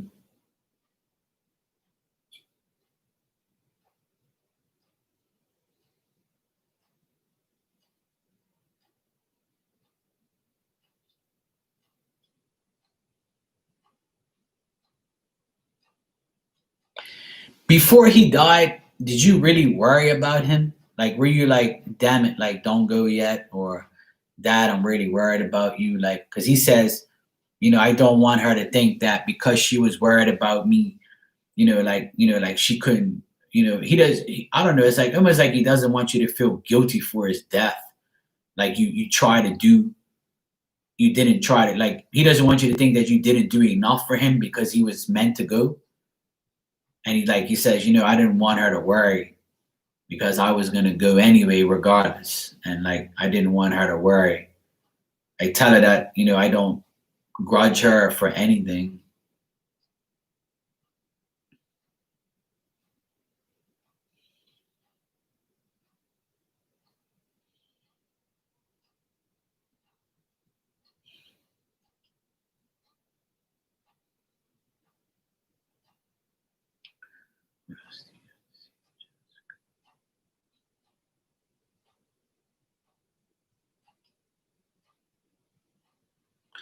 Like, did he pass away from any type of head trauma, or did he have a lot of headaches?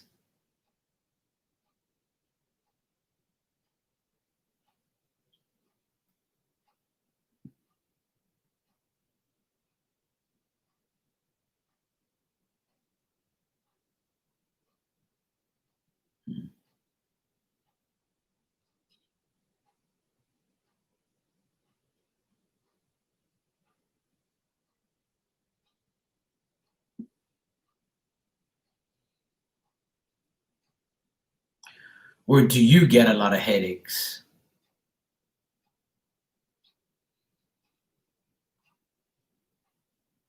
Okay, do you get a lot of headaches?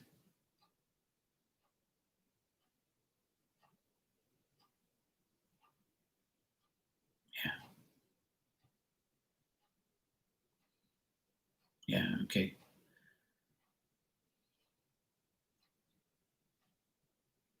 And do you have like a lack? Do you lack sleep lately too? Because he says you either lack. I mean, I think he's saying you lack sleep, and that's why you have headaches.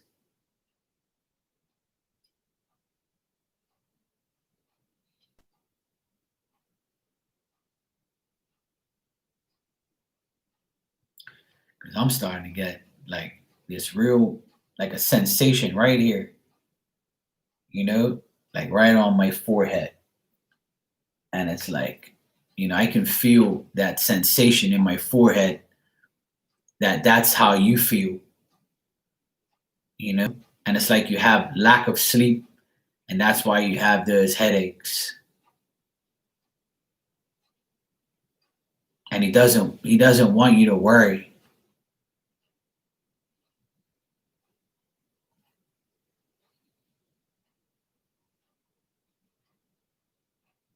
because he says, tell her I'm helping her, and then your stepmom kicks in and she goes, me too, tell her we are helping her.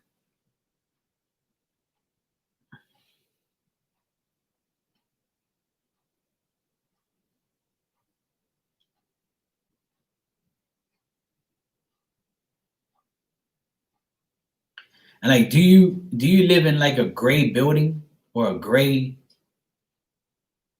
like house, or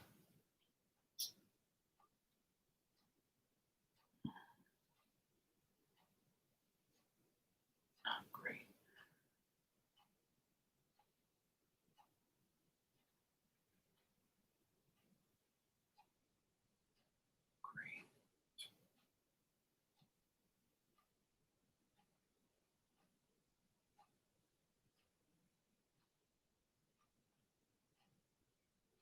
Because they're showing me a gray building.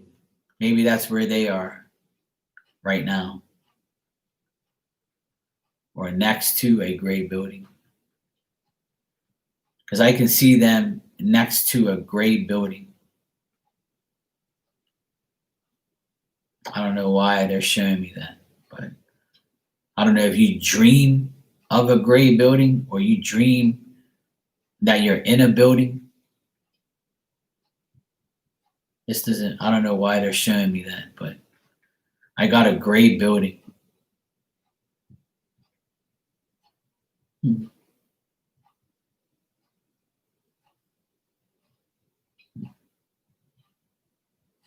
Neither am I. But they're showing me out, like both of them are standing like this, and in the background, there's a gray building. Hey, Bob, how you doing, sweetheart? Nah, it's not scary. Good night, sweetheart. Much love to you too. Thanks for coming by.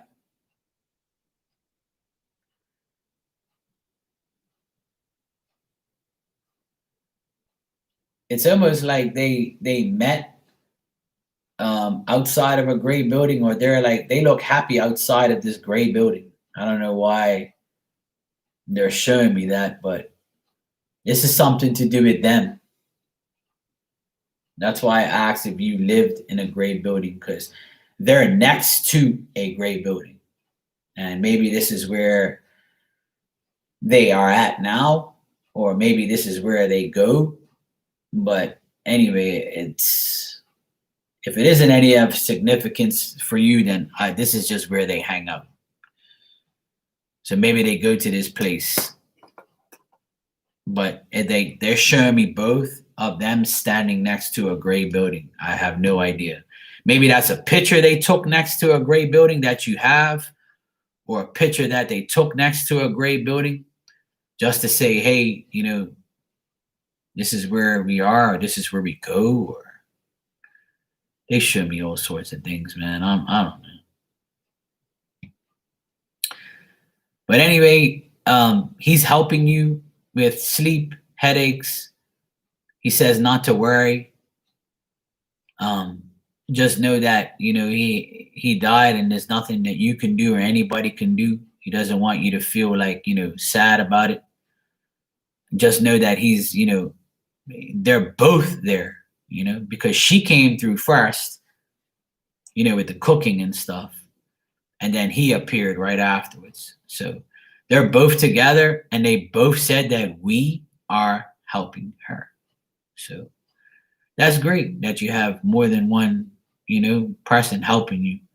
Like I said, when I do mediumship, I always get more than one person usually, because like when you go visit your friends, it's usually more than one person, or spirit doesn't want to be lonely either. They rather hang out with other people.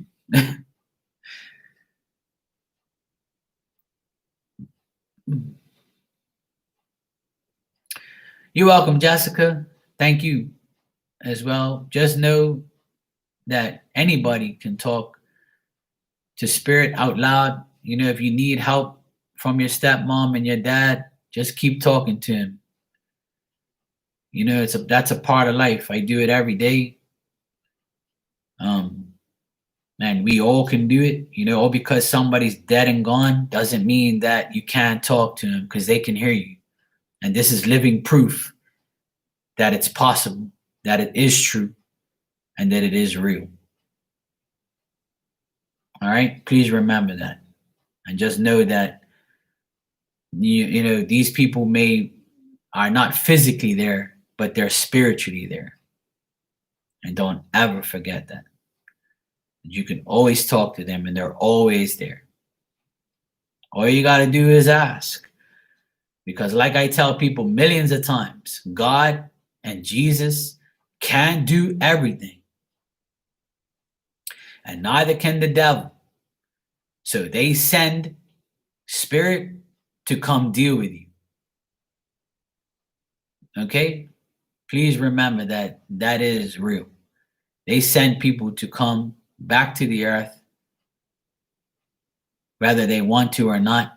They come on their own free will to come back and help us.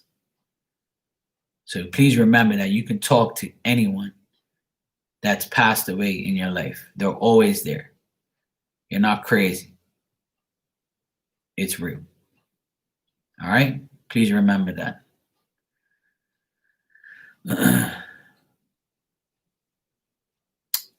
Anyway, I think I got everybody. I'm not sure if everybody on the I know I got Shavana. Oh no, that's not Shavana. Never mind. My bad. Okay, I got Sonia, Gina, Mary, Jessica. Okay, I thought it was somebody else here. No, that's not it. All right, cool. I got everybody on my list. Yeah, I got everybody on my list. Cool. All right.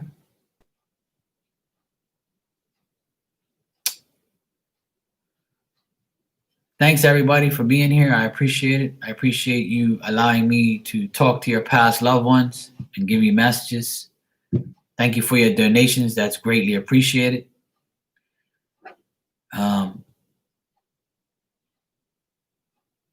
Tonight was good. Spirit came in, no problem. Everything was great. That was a good night. I really appreciate your help, Elizabeth. Thank you so much, always.